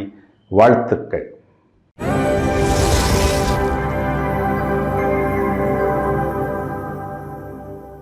விருச்சிக ராசியை எடுத்துக்கொள்வோம். சார், 2025 விருச்சிக ராசிக்கு ஏதாவது ஒரு நல்ல விஷயத்தை சொல்லுங்கள். இதற்கு முன்பு சனி பயிற்சி, ஏழரை சனி என்று வெகு நாட்களாக சொல்லி கொண்டிருந்தார்கள். பிறகு அந்த 7.5 சனி அப்பொழுதுதான் விட்டது என்று நாங்கள் நினைத்தோம். உடனே அர்த்தாஷ்டம சனி என்று சொல்கிறார்கள். ராசிக்கு குரு பார்வை வந்து விட்டது என்றும் சொல்கிறார்கள். நிறைய விஷயங்கள் கண்களுக்கு தெரிகிறது, எதுவும் கைகளுக்கு வரவில்லை. இப்பொழுது இங்கு குரு மறையப் போகிறது, அஷ்டம குருவாக வரப்போகிறது என்கிறார்கள். கேட்டையில் பிறந்தால் கோட்டையை ஆழ்வான் என்றெல்லாம் சொல்கிறார்கள். ஆனால் நாங்கள் என்னவோ எல்லாத்தையும் கோட்டை விட்டது போல்தான் எங்களுக்கு தெரிகிறது. நிறைய வம்பு வழக்கு பிரச்சனைகள் என்பது எங்களுக்கு ஏற்பட்டு விட்டது. இதற்கெல்லாம் நாங்களே ஒரு விதத்தில் மறைமுக காரணமாகவும் அமைந்து விட்டோம். எங்களது ராசியாதிபதி செவ்வாயே 6ஆம் வீட்டுக்கும் அதிபதி என்பதனால் சில பிரச்சனைகளிலிருந்து நாங்கள் மேலோட்டமாக ஒதுங்கி இருக்கலாம். அவ்வாறு ஒதுங்காமல் அன்று ஒரு வேகத்துடனும் ஒரு துடிப்புடனும் நீயா நானா என்று சில இடங்களில் நாங்களே மோதிவிட்டோம். இதனால் சில பிரச்சனைகளையும் சில எதிரிகளையும் நாங்களே உருவாக்கி விட்டோம். அவ்வாறு நாங்கள் உருவாக்கிவிட்ட அந்த சின்ன சின்ன பிரச்சனைகள் எல்லாம் இன்று வம்பு வழக்கு கோர்ட்டு போலீஸ் ஸ்டேஷன் என்று போய்கொண்டு வந்து கொண்டிருக்கிறோம். குரு பார்வை வந்த பிறகு எங்களுக்கு ஏதோ ஒரு சமாதானம் கிடைத்து விட்டது. இருந்தாலும் பூரணமான வெற்றி என்பது இன்னும் எங்களுக்கு வரவில்லை. ஏதாவது விருச்சிக ராசிக்கு ஒரு நல்லது சொல்லுங்க சார் என்று நீங்கள் சொல்வது எனக்கு நன்றாக புரிகிறது. விருச்சிக ராசிக்காரர்களுக்கு ஒரு பெரிய குட் நியூஸ் என்னவென்றால், ராசியை 4ஆம் இடத்தில் இருந்த இந்த அர்த்தாஷ்டம சனி என்பது உங்களுக்கு விலகுகிறது. அதாவது உங்களது வீடு, வாகனம், மனை, மாத்துர்ஸ்தானம், சந்தோஷம் போன்ற அனைத்து விஷயங்களிலும் இது நாள் வரை ஏதோ ஒரு பிரச்சனை, ஒரு தொல்லை என்பது உங்களை துரத்தி கொண்டுதான் இருந்தது. இப்பொழுது இந்த அர்த்தாஷ்டம சனி விடுவது என்பதனால் உங்களுக்கு ஒரு பெரிய ப்ளஸ்ஸு வரலனாலும் ஒரு மைனஸ் என்பது வராது. இங்கு முயற்சி ஸ்தானாதிபதி, சுகஸ்தானாதிபதி சனி 5ஆம் வீட்டில் அமர்ந்த 11ஆம் வீடு என்று சொல்லக்கூடிய லாபஸ்தானத்தை பார்ப்பதனால் உங்களது முயற்சிகளாக இருக்கலாம், உங்களது வீடு, வாகனம், மனை போன்ற விஷயங்களாக இருக்கலாம், உங்களுக்கு ஒரு லாபம் என்பதும் அபிவிருத்தி என்பதும் இதனால் மேலும் ஐஸ்வர்ய பிராப்தம் என்பதும் உங்களது குழந்தைகளுடைய விஷயத்தில் ஓரளவுக்கு ஒரு சமாதானம், திருப்தி என்பதும் கண்டிப்பாக ஏற்படும். எனவே இந்த சனி பயிற்சி முதலில் உங்களுக்கு ஒரு பெரிய ப்ளஸ் பாயிண்டாக இருக்கிறது. சரிங்க சார், இப்போ இந்த ராகு பயிற்சியும் குரு பயிற்சியும் எடுத்துக்கொண்டால் 6ஆம் வீட்டில் இருக்கக்கூடிய ராகு 5ஆம் வீட்டுக்கு வருகிறது, 7ஆம் வீட்டில் இருக்கக்கூடிய குரு 8ஆம் வீட்டில் மறைகிறது என்பதுதான் உங்களது அடுத்த கேள்வி என்பது எனக்கு நன்றாக புரிகிறது. இப்பொழுது இங்கு குரு 8ஆம் வீட்டுக்கு செல்வதனால் தான் 4ஆம் வீட்டில் இருக்கக்கூடிய ராகுவை பார்க்கிறது. இப்போ ஒருவேளை குரு அங்கே 8ஆம் வீட்டில் இல்லாமல் 9ஆம் வீட்டிலேயோ இல்லை 7ஆம் வீட்டிலேயோ இருந்தால் 4ஆம் வீட்டில் இருக்கக்கூடிய ராகுவை பார்க்க முடியாது. இங்கே 4ஆம் வீட்டில் இருக்கக்கூடிய ராகு உங்களுக்கு ப்ளஸ்ஸும் கொடுக்கும், மைனஸும் கொடுக்கும். ஆனால் இந்த குரு பார்வையில் வந்து அமர்வதனால் இதன் நெகட்டிவான பலன்கள் பூரணமாக ஃபில்டர் செய்யப்பட்டு பாசிட்டிவான பலன்களாக வந்து அமைந்து உங்களது வீடு, வாகனம் சம்பந்தப்பட்ட விஷயத்தில் ஒரு நல்ல அனுகூலத்தை கொடுக்கும். 2ஆம் வீட்டை இங்கு குரு பார்க்கிறார். இதனால் தனம், குடும்பம், வாக்கு, வருமானம் வர வேண்டியது என்பது சீராக வரும். கொடுத்த வாக்கை நீங்கள் காப்பாற்ற வேண்டிய ஒரு சூழ்நிலை என்பது உங்களுக்கு கண்டிப்பாக ஏற்படும். வீட்டில் சுபகாரியங்கள் நடக்கும். இதற்காக கொஞ்சம் லோன் வாங்கினாலும் அவற்றை நாம் சுபகடன்களாக எடுத்துக்கொள்ள வேண்டும். 11ஆம் வீட்டில் இருக்கக்கூடிய கேது பகவான் 10ஆம் வீட்டுக்கு வருகிறார். 10ஆம் வீடு என்பது தொழில் ஸ்தானம். 10ஆம் வீட்டில் ஒரு பாவக்கிரகமாவது இருந்தால் அரசனை போன்ற வாழ்வு என்றுதான் ஜோதிட சாஸ்திரம் சொல்கிறது. எனவே தொழில் சம்பந்தப்பட்ட விஷயத்தில் அடுத்த கட்டம் என்று நாம் சொல்கிறோம் அல்லவா, அதாவது அந்த நெக்ஸ்ட் லெவல், புதிதாக ஒரு யுக்தியை நாம் புகுத்துவது, அதன் மூலம் ஒரு நோவல் டெக்னாலஜி, நோவல் கான்செப்ட், ஒரு புதிதாக கிளைகள் போடுவது, நிறைய ஆட்களை நாம் நியமனம் செய்வது, இதன் மூலம் நிறைய வாடிக்கையாளர்களை நம் பக்கம் இழுப்பது, அல்லது நாம் படிக்க வேண்டிய விஷயங்களில் ஒரு புதிய ஆராய்ச்சி கண்ணோட்டத்தில் சில விஷயங்களை எடுத்து சொல்லி அதன் மூலம் நிறைய நமக்கு அபிவிருத்தியை ஏற்படுத்தி கொள்வது என்று தொழில் சம்பந்தப்பட்ட விஷயத்தில் மேலும் மேலும் உங்களை விஸ்தாரமாக்கி கொள்ளக்கூடிய அமைப்பை இங்கு இந்த 10ஆம் வீட்டில் இருக்கக்கூடிய கேது என்ற கிரகம் உங்களுக்கு ஏற்படுத்தி கொடுக்கும். அஷ்டம குரு வரப்போகிறது என்பதனால் உங்களது பணம் சம்பந்தப்பட்ட விஷயத்தை நீங்கள் இன்வெஸ்ட்மெண்ட் செய்யும் பொழுது கொஞ்சம் கவனமாக, அதாவது சப்ஜெக்ட் டு மார்க்கெட் ரிஸ்க்ஸ் என்று இத்தினோண்டுக்கு ஒரு வார்த்தையில் எங்கோ போடுகிறார்கள். அதற்கு என்ன அர்த்தம் என்று நமக்கே தெரியவில்லை.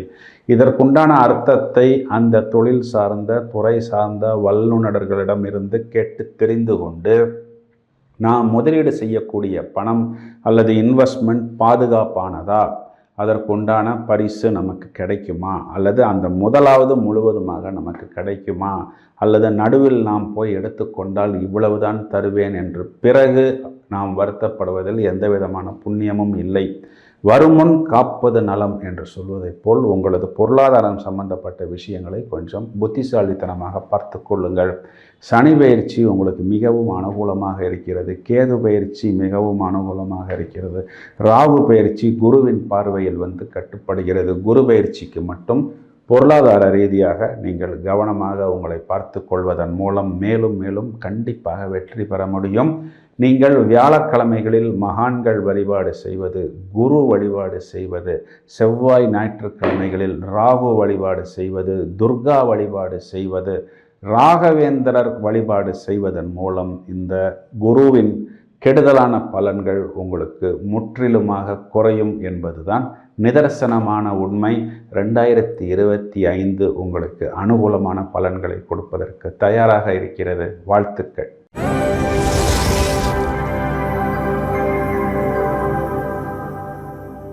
2025ஆம் வருடம் தனுர் ராசிக்கு ஏதாவது ஒரு குட் நியூஸ் சொல்லுங்கள் சார் என்று நீங்கள் உங்களது மனதளவில் சொல்வது எனக்கு நன்றாக புரிகிறது. குறிப்பாக இந்த பூராட நட்சத்திரம், பூராடம் போராடும் என்றெல்லாம் ஏதோ ஜோதிடத்தில் சொல்கிறார்களே, இதெல்லாம் சும்மாத்தான் சொல்கிறார்கள், இதெல்லாம் எங்கே நடக்கப் போகிறது என்றுதான் நானும் இது நாள் வரை நினைத்து கொண்டிருந்தேன். இப்பொழுதுதான் முதல் தடவையாக பூராடம் போராடும் என்றால் இவ்வளவு போராட்டமா, இவ்வளவு பிரச்சனைகளா என்பதை நான் புரிந்து கொண்டேன். 6ஆம் வீட்டில் எங்களது ராசியாதிபதி குரு இப்பொழுது அமர்ந்திருக்கிறார். இவ்வாறெல்லாம் பிரச்சனைகள் வரும் என்று நான் எதிர்பார்க்கவே இல்லை. புதிதாக பிரச்சனைகள், புதிதாக நோய் என்பது எங்களுக்கு வந்துவிட்டது. அலோபதிக்கு போங்கள் என்று சொல்கிறார்கள், பிறகு சித்தாவிற்கு போங்கள் என்று சொல்கிறார்கள், அங்கே போனால் ஆயுர்வேதிக்கு போங்கள் என்று சொல்கிறார்கள், பிறகு ஏதோ ஹீலிங் தெரப்பி என்கிறார்கள். கடைசியில் எவ்வளவோ பணம் செலவு செய்து விட்டோம். இப்பொழுது நீங்கள் லைஃப் ஸ்டைல் மாடிஃபிகேஷன் செய்து கொள்ளுங்கள், மெடிடேஷன் செய்யுங்கள், தியானம் செய்யுங்கள் என்று சொல்கிறார்கள். எங்கே ஆரம்பித்தோமோ அங்கேயே திரும்பி வந்து விட்டோம். ஆனால் நாங்கள் ஒரு ரவுண்ட் அடித்து வருவதற்குள் லட்சக்கணக்கில் பணம் போய்விட்டது. இதனால் எங்களது குழந்தைகளை எங்களால் கவனிக்க முடியவில்லை, அவர்களும் தேர்வில் ஜெயிக்க முடியவில்லை. பிறகு நாங்கள் அவர்களிடம் பேச போனால் அவர்கள் சண்டை போடுகிறார்கள். எங்கள் ராசிக்கு அவர்களது ராசி 6ஆம் ராசியாக வந்து அமர்கிறது. மேலும் நாங்கள் ஒருவரை நம்பி முழுவதுமாக பணத்தை இறக்கி இருந்தோம். அந்த நபர் இப்பொழுது எங்கே சென்றார் என்பதும் தெரியவில்லை. எங்களது முதலீடு கிடைக்குமா கிடைக்காதா என்றும் தெரியவில்லை. கஷ்டப்பட்டு ஒரு இடத்தை வாங்கினோம், ஒரு வீட்டை வாங்கினோம். பிறகு அவர்கள் அந்த இடத்துக்குண்டான சான்றிதழ்களில் ஏதோ ஒரு குறை இருப்பதாக சொல்கிறார்கள். இவ்வளவு பிரச்சனைகளுக்குள் நாங்கள் மாட்டியிருக்கிறோம். எங்களது தொழில் சார்ந்த விஷயங்களில் அனுகூலம் இல்லை. தனிப்பட்ட முறையில் எங்களது உடல்நிலை மிகவும் நசுங்கிவிட்டது. எங்களிடம் தெம்பு இல்லை. ஏதாவது ஒரு நல்லது நடக்குமா என்றால், முதலில் உங்களுக்கு இந்த வருடம் குரு பெயர்ச்சி என்று ஒன்று வரப்போகிறது. உங்கள் ராசியாதிபதி உங்களது ராசியை 7ஆம் பார்வையாக சமசப்தம பார்வையாக பார்க்க இருக்கிறார். இதனால் பூரணமான நல்ல பலன்களை நீங்கள் பெறுவீர்கள். இழந்த விஷயங்களை நீங்கள் திரும்ப பெறுவீர்கள். வரவேண்டிய சம்பத்துக்கள் என்பது உங்களுக்கு வரும். இதனால் வரை பில்லர் டு போஸ்ட் என்பார்கள் போன்று ஒவ்வொரு இடத்துக்கும் ஒவ்வொரு பிரச்சனைக்கும் நீங்கள் சுற்றி கொண்டிருந்தீர்கள். இனி நீங்கள் ஒரு இடத்தில் இருப்பீர்கள். வரிசையாக உங்களது பிரச்சனைகள் ஒவ்வொன்றாக முடியும். குறிப்பாக ஜூன் மாதத்துக்கு பிறகு உங்களது ராசிக்கு 8ஆம் வீட்டில் இருக்கக்கூடிய செவ்வாய் 9ஆம் வீட்டுக்கு வந்த பிறகு உங்களது உடல்நிலை, ஹெல்த் சம்பந்தப்பட்ட விஷயங்கள், இடம் பூமி சம்பந்தப்பட்ட விஷயங்களில் உண்டான வில்லங்கம், வம்பு, வழக்கு, கோர்ட்டு கேஸ் போன்ற விஷயங்கள் எல்லாம் அவுட் ஆஃப் த கோர்ட் செட்டில்மெண்ட்டாகவே உங்களுக்கு வந்து அமையும். இந்த ராசிக்கு குரு பார்வை என்பது உங்களுக்கு பொருளாதார ரீதியாக நல்ல முன்னேற்றம் என்பது ஏற்படும். இந்த குரு என்பவர் 11ஆம் இடம் லாபஸ்தானத்தை 5ஆம் பார்வையாக பார்ப்பதனால் உங்களுக்கு லாபம் என்பது கண்டிப்பாக ஏற்படும். இதே குரு 3ஆம் வீட்டை 9ஆம் பார்வையாக பார்ப்பதனால், 3ஆம் வீட்டில் ராகு என்ற ஒரு கிரகம் வந்து அமர்வதனால், 3ஆம் வீட்டில் அமரக்கூடிய இந்த ராகு என்ற கிரகம் உங்களுக்கு பூரணமான பலன்களை அள்ளி கொடுப்பதற்கு தயாராக இருக்கிறார். உங்களது முயற்சிகள் மேலும் மேலும் ஒரு உத்வேகத்துடனும் ஒரு ஆற்றலுடனும் பன்மடங்காக மாறும் என்பதுதான் நிதர்சனமான உண்மை. அதனால் மேலும் வெற்றி கொடி நாட்டுவதற்கும் பல வெளிநாடுகளுக்கு போவதற்கும் பொதுவாகவே இந்த தனுர் ராசிக்காரர்கள் மிகவும் விசுவாசத்துக்கு பேர் வாங்கினவர்கள். எந்த ஒரு இடங்களிலும் இவர்களை நிதி நிறுவனங்களில் சீஃப் போஸ்ட், பெரிய போஸ்டில், ஆடிட்டர் போஸ்டில், பெரிய ப்ரொஃபஸர்ஸாக, பெரிய டாக்டர்ஸாக, வல்லுநர்களாக இருப்பதன் காரணம் இவர்கள் நம்பிக்கைக்கு பேர் வாங்கியவர்கள். இவர்கள் நன்னடத்தையால், இவர்களது விசுவாசத்தால் பல இடங்களில் பலரை இவர்கள் கவர்ந்தவர்கள். இனி இவர்களுக்கு ஒரு மகுடம் வைத்தது போல் வெற்றி என்பது கண்டிப்பாக ஏற்படும். 9ஆம் வீட்டில் இங்கு கேது பகவான் வந்து அமர்வதனால் இவர்களது வயதை அனுசரித்து தந்தையின் உடல் நிலையாக இருந்தாலும், உத்தியோகமாக இருந்தாலும், அல்லது உங்களது தந்தையின் வேலை வியாபாரம் சம்பந்தப்பட்ட விஷயமாக இருந்தாலும் கொஞ்சம் சுருக்கம் என்பது ஏற்படும். கேது என்பவர் சுருக்குவார். அதனால் ஒரு நெகட்டிவான பலன் என்று நாம் எடுத்துக்கொள்ளக்கூடாது. இங்கே கவனமாக இருக்க வேண்டும். 4ஆம் பாவத்தில் சனி என்ற கிரகம் வந்து அமர இருக்கிறார். இது நாள் வரை விருச்சிக ராசிக்கு அர்த்தாஷ்டம சனியாக இருந்தவர் இப்பொழுது தனுர் ராசிக்கு அர்த்தாஷ்டம சனியாக வருகிறார். உங்களது நண்பர்களோ உறவினர்களோ அர்த்தாஷ்டம சனியில், அதாவது விருச்சிக ராசியில் இருப்பார்கள். அவர்களிடம் ஒரு வார்த்தை கேட்டு பார்த்தால் தெரியும். இந்த 4ஆம் இடம் என்பது வீடு, வாகனம், மனை அல்லது உங்களது இடம் சம்பந்தப்பட்ட விஷயம். எனவே நீங்கள் கவனமாக ஒரு இடம் வாங்கும் பொழுது அந்த டாக்குமெண்ட் கரெக்டாக இருக்கிறதா, டாக்குமெண்ட் வாங்கியாச்சு, கன்ஸ்ட்ரக்ஷன் பண்ணும்போது அப்ரூவல் வாங்கியாச்சா, அப்ரூவல் வாங்கியாச்சு, டீவியேஷன் இல்லாமல் கட்டுறோமா, அரசு அதிகாரி வந்து நிற்கும் பொழுது ஃபைன் கட்டாமல் இருப்பதற்கு நாம் என்னென்ன முன்னெச்சரிக்கையாக நடக்க வேண்டும் என்பதை நாமே அந்த அதிகாரியிடம் போய் கேட்பது நமக்கு புத்திசாலித்தனம். நம்மை வழி நடத்துவதற்குத்தான் அவர்கள் இருக்கிறார்கள். மேலும் இந்த டாக்குமெண்ட் சம்பந்தப்பட்ட விஷயங்களில் குளறுபடி ஏற்படாமல் இருப்பதற்கு உங்களுக்கு உதவுவதற்கு ஒரு குரு இருக்கிறார். ஏனென்றால் உங்கள் ராசியை குரு பார்க்கிறார். அதனால் எந்த ஒரு பிரச்சனையில், அதாவது ஒரு கடனுக்கு வாங்குகிறோம், அந்த அமௌண்ட் வந்து கரெக்டான அமௌண்ட்டா, கரெக்டான வட்டி தானா, சிக்கலில் மாட்டிக்கொள்ளாமல் கையெழுத்து போடுவது எப்படி என்பது, அது சம்பந்த தொழில் சம்பந்த துறையில் உள்ள நபர்களிடம் நாம் ஆலோசனை கேட்பது புத்திசாலித்தனம். 4ஆம் வீட்டில் இருக்கக்கூடிய இதே சனி பகவான் உடல் நிலையில் சின்ன சின்ன கோளாறுகள் ஏற்படுத்துவார். எனவே உடற்பயிற்சி, நடைப்பயணம், உணவு கட்டுப்பாடு, தியானம், தேகத்தை ஆரோக்கியமாக வைத்து கொள்வது, இரவு நேரங்களில் வெகு நேரம் முழித்திருப்பதை நாம் தவிர்ப்பது, ரொம்பவும் இந்த காரமான ஸ்பைசியான உணவை தவிர்த்து சாத்வீகமான உணவை எடுத்துக்கொள்வது, மனதை எப்பொழுதும் சந்தோஷமாக வைத்து கொள்வது, இவை அனைத்தையும் நாம் சரியாக பண்ணினால் வீட்டில் ஒரு சின்ன ரிப்பேர் போன்ற விஷயங்களாக இருந்தாலும் அதனை முதலில் தொடக்கத்திலேயே நாம் கிள்ளி எறிந்து விட்டால் இந்த அர்த்தாஷ்டம சனியின் வீரியம் நம்மை பெரிதாக பாதிக்காது.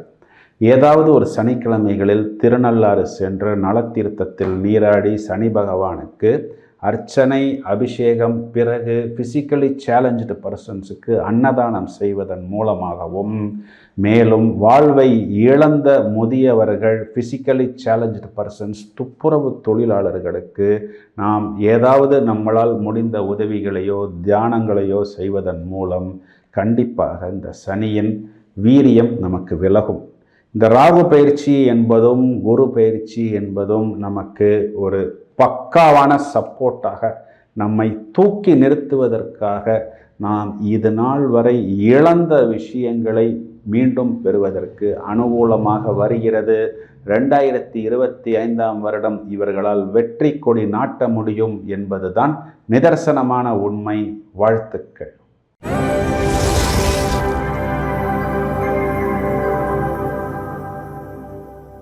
2025ஆம் வருடம் மகர ராசிக்கு என்ன சொல்கிறது?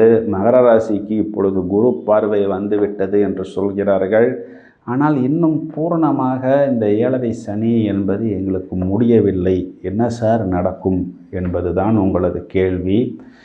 ஏராளமான மகர ராசிக்காரர்கள் வெளியே சொல்ல முடியாத பலவித பிரச்சனைகளை இப்பொழுதுதான் அனுபவித்து முடித்து ஓரளவுக்கு தெளிவுக்கு வந்திருக்கிறார்கள். குறிப்பாக இந்த திருவோண நட்சத்திரமாக இருக்கட்டும் அல்லது உத்திராட நட்சத்திரமாக இருக்கட்டும், இந்த உத்திராட அதிபதி சூரியனுக்கும் சனி ஜென்ம சத்ரு கிரகம், திருவோண நட்சத்திரம் அதிபதி சந்திரனுக்கும் சனி சத்ரு கிரகம், அவிட்ட நட்சத்திரத்தின் அதிபதி செவ்வாய்க்கும் சனி சத்ரு கிரகம், 3 நட்சத்திரத்துக்குமே சனி டெட்லி அகெயின்ஸ்ட். இந்த சனி என்ற கிரகம் கும்பராசியில் ராகுவின் சாரத்தில் சஞ்சாரம் செய்யும் பொழுது இந்த 3 நட்சத்திரக்காரர்களையும் பிரித்து மேய்ந்து மகரம் தேஞ்சு தகரமானது என்று சொன்னாலும் அது மிகையல்ல என்று சொல்வதைப் போல் இவர்களுக்கு என்ன பிரச்சனை என்றால், ஏராளமான எனது கஸ்டமரே இந்த மகர ராசிக்காரத்தை இருக்கிறார்கள். இவர்களுக்கு ஒரு பிரச்சனையில் போய் சிக்கி கொண்டார்கள். அது லீகலாக கூட இருக்கலாம். எந்த ஒரு சூழ்நிலையில் இவர்கள் மாட்டினார்கள் என்றால், நாம் ஏதாவது ஒரு உதவி செய்ய போய் அவர்களை பார்க்க வேண்டும் என்றாலும் அதற்கும் கூட ஒரு வாய்ப்பு அவர்களுக்கு ஏற்படவில்லை என்பதுதான் உண்மை. அதாவது இவர்களுக்கு யாராலும் உதவ முடியாத ஒரு சூழ்நிலையில், அது வம்பு வழக்காக இருந்தாலும், அது லீகலாக இருந்தாலும், நோயாக இருந்தாலும், அதல பாதாளத்துக்குள் இவர்கள் மாட்டிக்கொண்டார்கள். கிட்டத்தட்ட 1.5 வருடம் 2.5 வருடம் நாம் ஏன் வாழ்கிறோம்?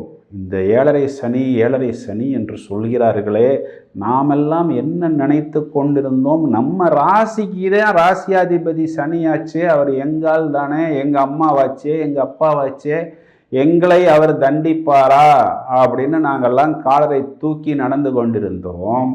பிறகு சனி பகவான் என்ன செய்தார்? எங்கள் வீட்டில் இருக்கக்கூடிய ஒரு நபரை நான் திருத்தாவிட்டால் நான் எவ்வாறு போய் அடுத்தவர் வீட்டில் இருக்கக்கூடிய நபரை என்னால் திருத்த முடியும்? முதலில் உங்களை நான் நல்வழிப்படுத்த வேண்டும் என்று எங்களை திரும்பிய பக்கம் எல்லாம் அடிவாங்க வைத்து விட்டார்.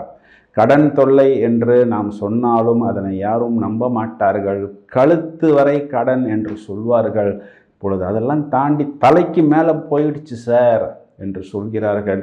ஏதோ அந்த ராசிக்கு குரு பார்வை 9ஆம் பார்வை வந்த பிறகு சரி, நம்மளும் ஒரு கூட்டத்தில் வெளியில் வருவோம். எத்தனை நாளைக்கு வீட்டுக்குள்ளே உட்காந்து, பாத்ரூம்குள்ளே உட்காந்து, காருக்குள்ளே உட்காந்து அழுது கொண்டிருப்பது, எத்தனை நாள் தனியாக பீச்சில் போய் அழுவது என்று நாங்களும் எங்களை தேற்றிக் கொண்டோம்.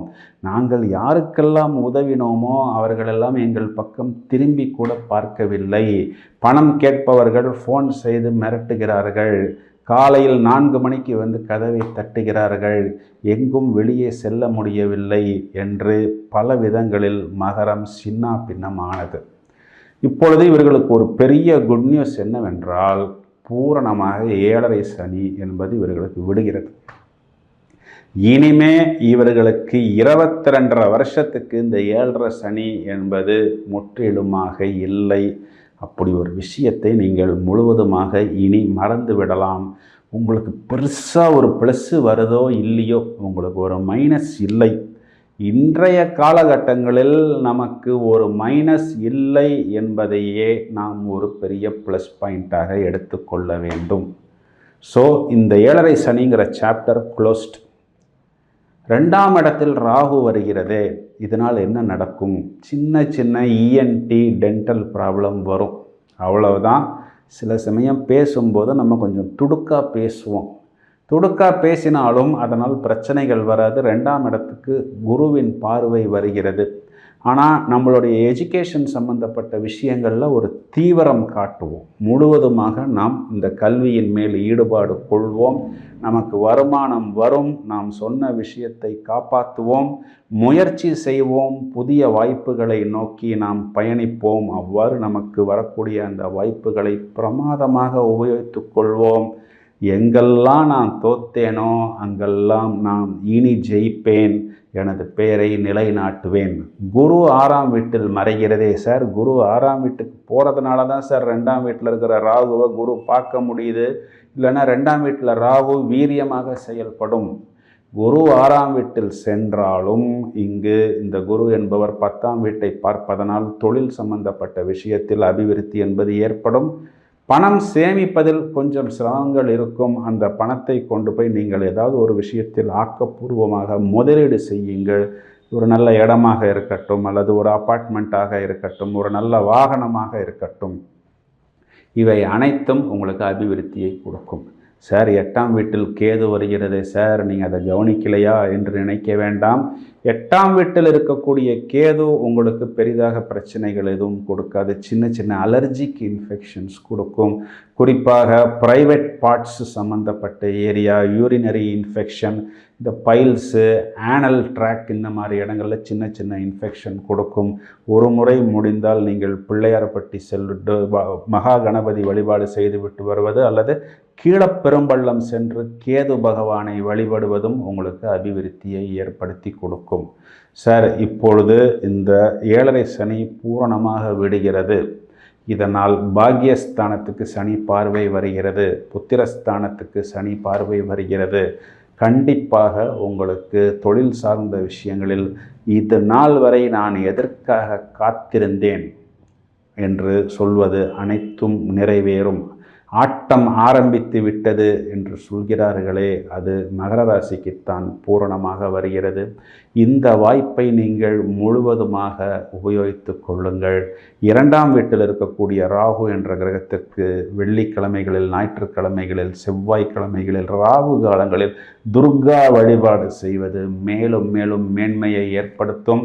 6ஆம் வீட்டில் மறையக்கூடிய இந்த குரு என்ற கிரகத்திற்கு வியாழக்கிழமைகளில் மகான்கள் வழிபாடு செய்வதும், சித்தர்களது ஜீவசமாதி வழிபாடு செய்வதும் கைமேல் பலன் கொடுக்கும் என்பதுதான் நிதர்சனமான உண்மை. வாழ்த்துக்கள்.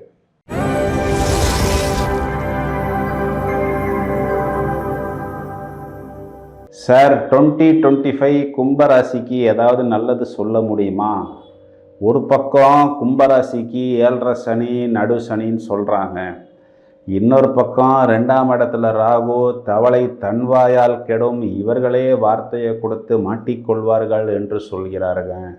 இன்னொரு பக்கம் அஷ்டமத்தில் கேது, அது துரத்திக்கிட்டே வரும். ஒரு பிரச்சனை முடிஞ்சால் அடுத்த பிரச்சனை, அது முடிஞ்சால் அடுத்த பிரச்சனை, தொடர்ச்சியாக பிரச்சனைகள் வரும்னு சொல்லிக்கிட்டே இருக்கிறாங்க. ஒரு பக்கம் அர்த்தாஷ்டம குரு, அஷ்டம குருவில் பாதி எஃபெக்டு இந்த அர்த்தாஷ்டம குருங்கிறாங்க. சனியும் எங்களுக்கு அனுகூலமாக இல்லை, ராகு கேதுவும் அனுகூலமாக இல்லை, குருவும் அனுகூலமாக இல்லை. சரி, கும்பராசிக்கு ராசி அதிபதி சனியே 12ஆம் வீட்டுக்கு விரயஸ்தானத்துக்கு அதிபதியாகி வந்துடுறாரு. யோகக்காரகன்னு சொல்கிறாங்க. புதன் பஞ்சமஸ்தானத்துக்கு அதிபதி, அவர் ஏதாவது நல்லது செய்வாருன்னு பார்த்தா அவர் தான் அஷ்டமஸ்தானத்துக்கும் அதிபதின்றாங்க. பாக்யாதிபதி சுக்கிரன் அனுகூலமாக வரும்னா அவர் தான் பாதகாதிபதியாகவும் வருங்கிறாங்க. சார், பொதுவாகவே இந்த கும்பராசிக்காரர்கள் ரொம்பவும் பாவப்பட்ட நபர்கள். காலச்சக்கரத்துக்கு 11வது ராசி லாபம்னா ஒருத்தங்க என்ன சொல்கிறாங்க, அது பாதகஸ்தானத்துக்கும் அதிபதியாகவும் வந்துடுதுன்னு சொல்கிறாங்க. ஒன்றுமே தேர்ற மாதிரியே இல்லையே சார். அவிட்ட நட்சத்திரமாக இருக்கட்டும், பூரட்டாதி நட்சத்திரமாக இருக்கட்டும், சதய நட்சத்திரமாக இருக்கட்டும், அதுவும் எங்களுக்கு என்னென்ன பிரச்சனைகள் இந்த சதய நட்சத்திரத்தில் சனி சஞ்சாரம் செய்யும் பொழுது இப்படியெல்லாம் பிரச்சனைகள் வருமா என்று நான் எதிர்பார்க்கவே இல்லை என்று வருத்தப்படக்கூடிய நபர்கள் நிறைய பேர் கும்பராசிக்காரர்கள் கதறி சிதறி பீஸாக மாறிவிட்டார்கள் என்பதுதான் நிதர்சனமான உண்மை. அதாவது ஒரு வேலை சம்மந்தமாக ஒரு டிரான்ஸ்ஃபர் கிடச்சிருக்கும், அப்போ தான் பையனை கொண்டு போய் ஸ்கூலில் சேர்த்துருப்பாங்க, பொண்ணை கொண்டு போய் ஸ்கூலில் சேர்த்துருப்பாங்க. எல்லாத்தையும் பேக்கப் பண்ணி உடனே வேறு ஊருக்கு போக வேண்டிய சூழ்நிலை. அங்கே போனால் ஒரு நல்ல வீடு கிடைக்கல, ஒரு நல்ல வாகனம் இல்லை, குழந்தைகளுக்கு ஒரு நல்ல கல்வி இல்லை. இதனால் என்னுடைய லைஃப் பார்ட்னருக்கு வர வேண்டிய வேலையும் போய்விட்டது, வருமானமும் போய்விட்டது. இதனால் ஒரு மன அழுத்தம், ஒரு மென்டல் டென்ஷன், ஒரு மென்டல் டிப்ரெஷன். எதுக்கு எங்களுக்கு கோபம் வருதுங்கிறது எங்களுக்கே தெரியாத ஒரு சூழ்நிலை. ஒரு கடன் வாங்கித்தான் வாழ்க்கையை நகர்த்த வேண்டும் என்ற ஒரு நிலைமையில் நாங்கள் மாட்டிக்கொண்டோம். ஏதாவது ஒளி இருக்கா? குட் நியூஸ் இருந்தால் மட்டும்தான் கும்பராசிக்காரர்கள் இனிமே இந்த ராசி பலனே பார்க்குறதா முடிவு பண்ணிட்டோம். இதில் மேலும் மேலும் எரிகிற நெருப்பில் எண்ணெயை ஊற்றுற மாதிரி இருந்தால் இதை எதுக்கு சார் நாங்கள் பார்க்கணுங்கிற லெவலில் போய் மாட்டிக்கிட்டோம் சார் அப்படின்னு சொல்கிறது தான் நிதர்சனமான உண்மை. அதாவது மிகைப்படுத்தப்படாமல் சொல்லப்படுவது இதுதான். கும்பராசிக்காரர்களுக்கு என்னென்ன குட் நியூஸ் அப்படிங்கிறத ஃபஸ்ட்டு வரிசையாக பார்ப்போம். முதல்ல 7.5 சனியில் நடு 2.5 முடிஞ்சிருச்சு, இப்போது கடைசி 2.5 தான் வருது. இந்த ஃபஸ்ட்டு 5 வருஷத்துக்கு என்ன நெகட்டிவ் எஃபெக்ட் இந்த 7.5 சனி கொடுக்குமோ அதில் ஒரு 25% தான் கடைசி 2.5 கொடுக்கும். அந்த கடைசி 2.5 கூட நீங்கள் நல்லா கவனித்து பார்த்தீங்க நுணுக்கமாக அப்படின்னா, பூரட்டாதி நட்சத்திரத்தை கடந்து உத்திரட்டாதி மற்றும் ரேவதி நட்சத்திரங்களில் சனி பகவான் சஞ்சாரம் செய்யக்கூடிய காலகட்டங்களில் தனது சொந்த நட்சத்திரம் மற்றும் பாக்யாதிபதி யோகாதிபதி நட்சத்திரம் என்ற தாராபலம் பெறுவதனால் இவர்களுக்கு ஒரு நெகட்டிவ் எஃபெக்ட் ஒரு 10% தான் கொடுக்கும். இது நாள் வரை இவர்கள் என்ன அனுபவித்தார்களோ அதில் இந்த 7.5 சனியில் இவர்களுக்கு ஒரு 20% தான் பாக்கி. இது 2ஆம் இடம் வாக்குஸ்தானம் என்பதனால் வாக்கு கொடுப்பதற்கு மட்டும் இவர்கள் கவனமாக இருந்து கொள்ள வேண்டும். மேலும் இவர்கள் ஒரு கமிட்மெண்ட் ஃபினான்ஷியலாக கொடுக்கிறார்கள் என்றால் அல்லது ஒரு பொது சபையில் பேசுகிறார்கள் என்றால் நமது வார்த்தைகள் மற்றவர்களை பாதிக்காத ஒரு விதத்தில் இவர்கள் தங்களை பார்த்து கொள்வது புத்திசாலித்தனம். ராசிக்கு ராகு வருகிறதே, இந்த ஜென்ம ராகு நமக்கு ஒரு பிடிவாதத்தை கொடுக்கும், ஒரு வைராக்கியத்தை கொடுக்கும், ஒரு தீவிரத்தை கொடுக்கும். எந்த ஒரு விஷயமாக இருந்தாலும் அதன் எக்ஸ்ட்ரீமுக்கு செல்வது, நீயா நானா, இதை நான் விடப்போவதில்லை, இதனை முடியும் வரை நான் தூங்க மாட்டேன், அதற்காக எந்த ஒரு வலியையும் என்னால் தாங்கிக் கொள்ள முடியும், எனது உடலை வருத்தி மனதை வருத்தி அனைத்து காயங்களையும் எடுத்துக்கொண்டு இறுதியில் என்னால் வெல்ல முடியும் அப்படிங்கிறது தான் இந்த ராசியில் வரக்கூடிய ராகு. புது புது தொடர்புகள், யோசனைகள், விரிவாக்கம், விஸ்தாரம், மேனிஃபெஸ்டேஷன், மல்டிப்ளிகேஷன், இது நாள் வரை தட்டாத கதவுகளை தட்டுவது, இது நாள் வரை எட்டாத சிந்தனைகள் எனது புத்திக்கு எட்டுவது, மேலும் மேலும் இந்த அதுக்கும் மேல் என்று சொல்வதைப் போல் அடுக்கிக் கொண்டே போகலாம். இந்த ராகு ப்ளஸ்ஸும் கொடுக்கும் மைனஸும் கொடுக்கும். ஆனால் குருவின் பார்வையில் வந்து அமர்வதனால் பூரணமாக வடிகட்டப்பட்ட விட்டு, அதாவது ஃபில்டர் செய்யப்பட்டு விட்டு பிளஸ்ஸை மட்டும்தான் கொடுக்கும். எனவே நீங்கள் உங்களது விஷயங்களை ஆக்கப்பூர்வமான சிந்தனைகளில் உங்களுக்கு அபிவிருத்தி கொடுக்கக்கூடிய விஷயங்களில் பூரணமாக ஈடுபட்டு, சார் சிஏ எக்ஸாம் 3 அட்டம்ப்ட் எழுதினேன், கிளியர் பண்ண முடியல, இந்த அட்டம்ப்டில் கிளியர் பண்ண முடியும், என்னால் சிவில் சர்வீசஸ் எக்ஸாம் கிளியர் பண்ண முடியும் என்ற ஒரு வைராக்கியத்துடன் உங்களது பிடிவாதத்தை உங்களது கல்வியில், உங்களது போட்டியில், உங்களது முயற்சியில், உங்களது தேர்வில் காண்பித்து, எங்கே நீங்கள் தோற்றீர்களோ, இவர்களால் முடியுமா என்று உங்களை ஏளனமாக பேசியவர்கள் முன்பு இவர்களால் மட்டும்தான் முடியும், மேலும் ஒரு முன்னுதாரணமாக இவர்களால் மற்றவர்களையும் வழி நடத்த முடியும் என்று பூரணமாக உங்களது ஆற்றலை நீங்கள் எடுத்து காண்பிக்கக்கூடிய ஒரு காலகட்டம். தொழில் சம்பந்தப்பட்ட விஷயங்களில் புது யுக்திகள், இப்படியும் என்னால் யோசிக்க முடியும், இதன் மூலம் வெற்றி பெற முடியும், எப்படியும் எதையும் என்னால் சாதிக்க முடியும் என்ற ருத்ரதாண்டவம் ஆடக்கூடிய காலகட்டமாக வருகிறது. சார், உங்களுக்கு இருந்த அந்த அர்த்தாஷ்டம சனி, உங்களுக்கு இருந்த அந்த அர்த்தாஷ்டம குரு விலகி பஞ்சமஸ்தானத்தில் குரு வந்து அமர்ந்து ராசியை பார்ப்பது மட்டுமல்லாமல் பாக்கியஸ்தானத்தையும் லாபஸ்தானத்தையும் பார்ப்பதனால் உங்களுக்கு பாக்கியம் என்பது ஏறிக்கொண்டே இருக்கும். லாபம் என்பது கிட்டத்தட்ட 5 வருடமாக சிதறிப்போன இந்த கும்பராசிக்காரர்கள் இப்பொழுதுதான் லாபத்தை முதல் தடவையாக பார்க்க போகிறார்கள். வரக்கூடிய அந்த லாபத்தை வைத்து படிப்படியாக ஒவ்வொரு கடனையும் இவர்கள் அடைப்பார்கள், மேலும் வெற்றி கொடி நாட்டுவார்கள். 7ஆம் இடத்தில் கேது வருகிறது. கொஞ்சம் இது 2-3 விஷயத்தை கவனமாக பார்த்துக்கணும். ஃபுட்டு சம்மந்தப்பட்ட விஷயம், அடிவயிறு சம்மந்தப்பட்ட விஷயம், ரொம்பவும் சாத்வீகமான உணவுகள் எடுத்துக்கொள்வது, இரவு நேரங்களில் குறிப்பாக ரொம்ப oil food, spicy food avoid பண்ணுவது. 7ஆம் வீட்டு என்பது களத்திர ஸ்தானம். எனவே திருமணத்துக்காக காத்திருக்கக்கூடிய நபர்களுக்கு இந்த வரக்கூடிய வரன் கண்ணை மறைக்கும். ஏதாவது ஒரு ஃபால்ஸ் ப்ரொபோசல் கொடுப்பார்கள். அதாவது அந்த மணமகனோ அந்த மணமகளோ இல்லாத ஒரு விஷயத்தை இருப்பதாக சொல்வார்கள். பிறகு அங்கே போய் பார்க்கும் பொழுதுதான் அவர்கள் நம்மளை ஏமாற்றுகிறார்கள் என்று தெரிய வரும். எனவே சந்தர்ப்பம் சூழ்நிலையை அனுசரித்து வரக்கூடிய வரன்களை கவனமாக பார்த்து கொள்ளுங்கள். திருமணம் ஆனவர்களாக இருந்தால் கணவன் மனைவி ஒற்றுமையில் பெரிதாக பிரச்சனைகள் வராது. இருந்தாலும் கொஞ்சம் சின்ன சின்ன விரிசலும் கருத்து வேறுபாடுகளும் ஒருவர் மற்றவரை காயப்படுத்தாமல் பத்திரமாக பார்த்து கொள்வது புத்திசாலித்தனம்.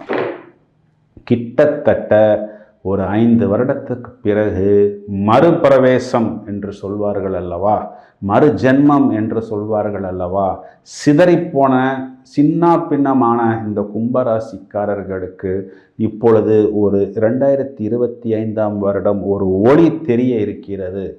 முதல் தடவையாக வாழ்வை வாழ்வதற்கு இவர்கள் தயாராகிறார்கள்.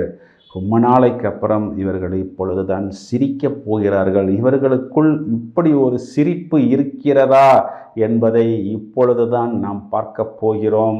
எனவே கும்பராசிக்காரர்கள் இனியும் துவண்டு போக வேண்டாம், அழுத்தத்தில் இருக்க வேண்டாம், டிப்ரெஷனில் இருக்க வேண்டாம். வாய்ப்புகள் வருகிறது, சந்தர்ப்பங்கள் வருகிறது. நீங்கள் உங்களை தயாராக்கி கொள்ளுங்கள். என்னதான் உங்களுக்கு அதிர்ஷ்டம் இருந்தாலும் வாய்ப்பு வந்தாலும் திறமை என்பது ஒன்று இருந்தால் மட்டும்தான் நான் ஜெயிக்க முடியும். உங்களை நீங்கள் தயாராக்கி கொள்ளுங்கள். திறமையை நீங்கள் பட்டை தீட்டிக் கொள்ளுங்கள். இப்பொழுது முழுவதுமாக உங்களது திறமையை எடுத்து காண்பிக்கக்கூடிய ஒரு காலகட்டம்.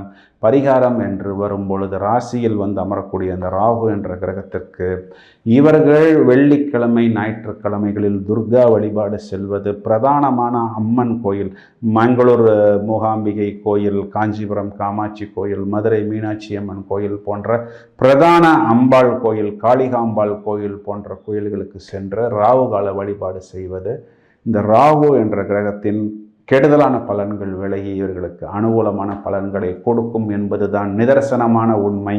வாழ்த்துக்கள்.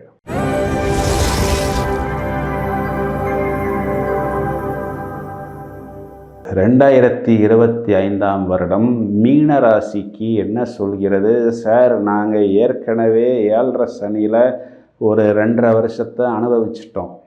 இதில் எங்களுக்கு எவ்வளவு பிரச்சனைகள் என்றால் எல்லாமே புஷ்ஷுன்னு போயிடுச்சு.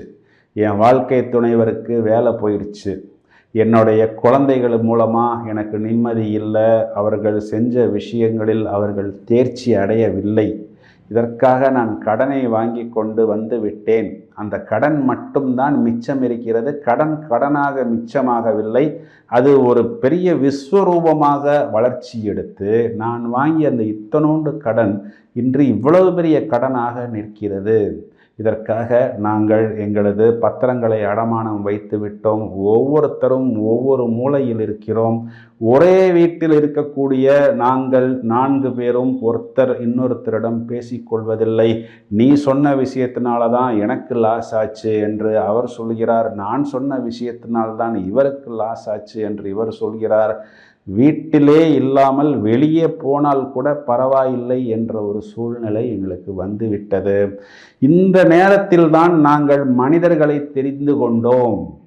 எங்களுக்கு உதவுபவர்கள் யார்கள், எங்களுக்கு கஷ்டம் என்று வரும் பொழுது யார் எங்களுக்கு உதவி செய்கிறார், யார் எங்களுக்கு ஆறுதல் சொல்கிறார், உண்மையான நண்பர் என்பவர் யார், ஒரு எதிர்பார்ப்பின்றி நமக்கு உதவுபவர் யார் என்பது மனிதர்களை நாங்கள் படித்த காலகட்டம் இதுதான்.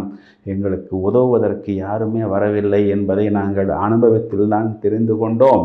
நாங்கள் நல்லா இருக்கும் பொழுதுதான் எல்லாரும் எங்களை தேடி வருகிறார்கள், நாங்கள் நல்லா இல்லாத பொழுது யாருமே எங்களை தேடி வரவில்லை, ஒரு ஆறுதல் சொல்லுவதற்கு கூட எங்கள் வீட்டு நபர்கள் கூட எங்கள் பக்கம் வரமாட்டேங்கிறார்கள், வந்தால் நாங்கள் ஏதோ அவர்களிடம் உதவி கேட்டு விடுவோம், ஆதாயம் கேட்டு விடுவோம் என்று நினைத்து இந்த பக்கத்தில் போனால் கூட எட்டி பார்க்காமல் போகிறார்கள். இதுதான் நிதர்சனமான உண்மை.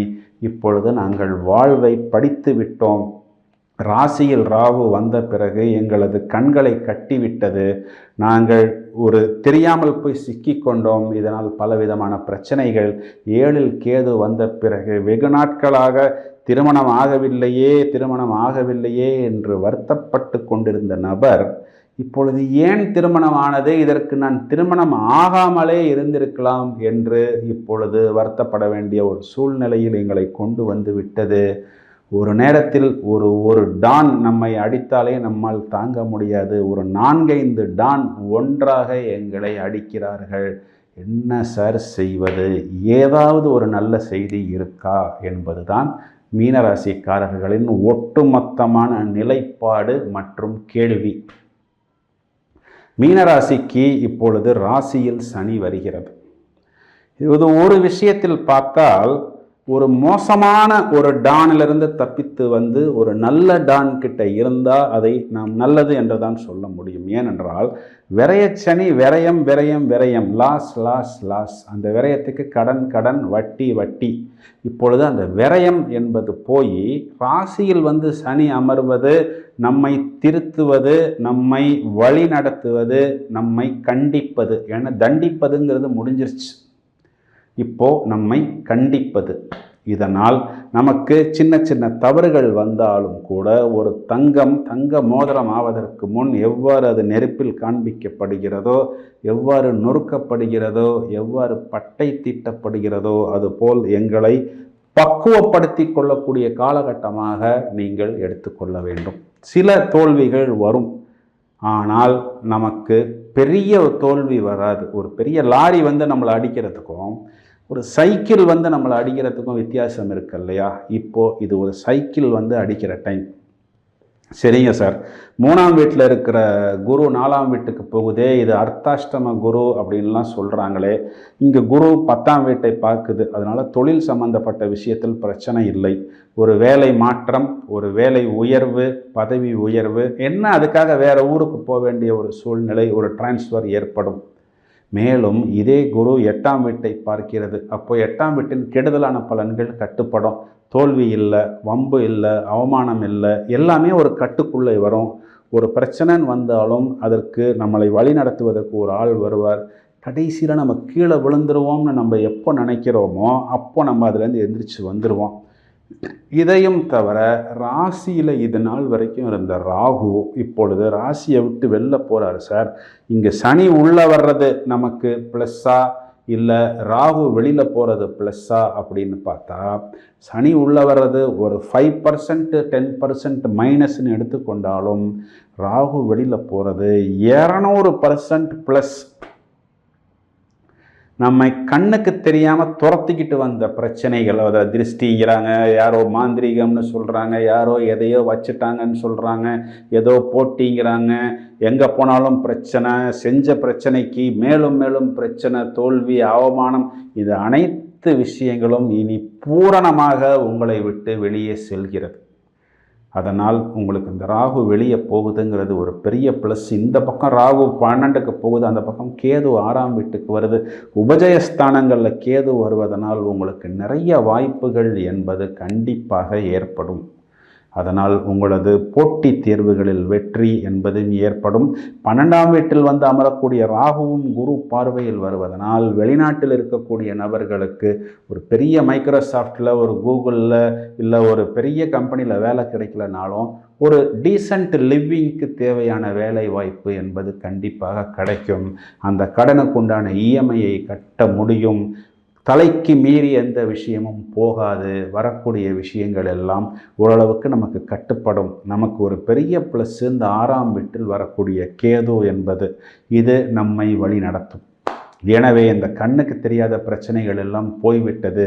இந்த ராகு வெளியில் போனதுனால இந்த திருஷ்டி, கண்ணுக்கு தெரியாத தொல்லைகள் இனி உங்களை விட்டு பூரணமாக வெளியே செல்வதற்கு ஞாயிற்றுக்கிழமை, செவ்வாய்க்கிழமை, வெள்ளிக்கிழமைகளில் நீங்கள் ராகு வழிபாடு, துர்கா வழிபாடு செய்வதும், தொடர்ச்சியாக ஆஞ்சநேயர் வழிபாடு செய்வது, ஹனுமன் சாலிசா, ஹனுமன் கவசம் பாராயணம் செய்வது, முடிந்தால் லக்ஷ்மி நரசிம்மர் கோயில்களுக்கு தொடர்ச்சியாக மாதம் ஒரு முறை அல்லது வாரம் ஒரு முறை செல்வதன் மூலம் உங்களுக்கு ஒரு பெரிய ப்ளஸ் பாயிண்ட்.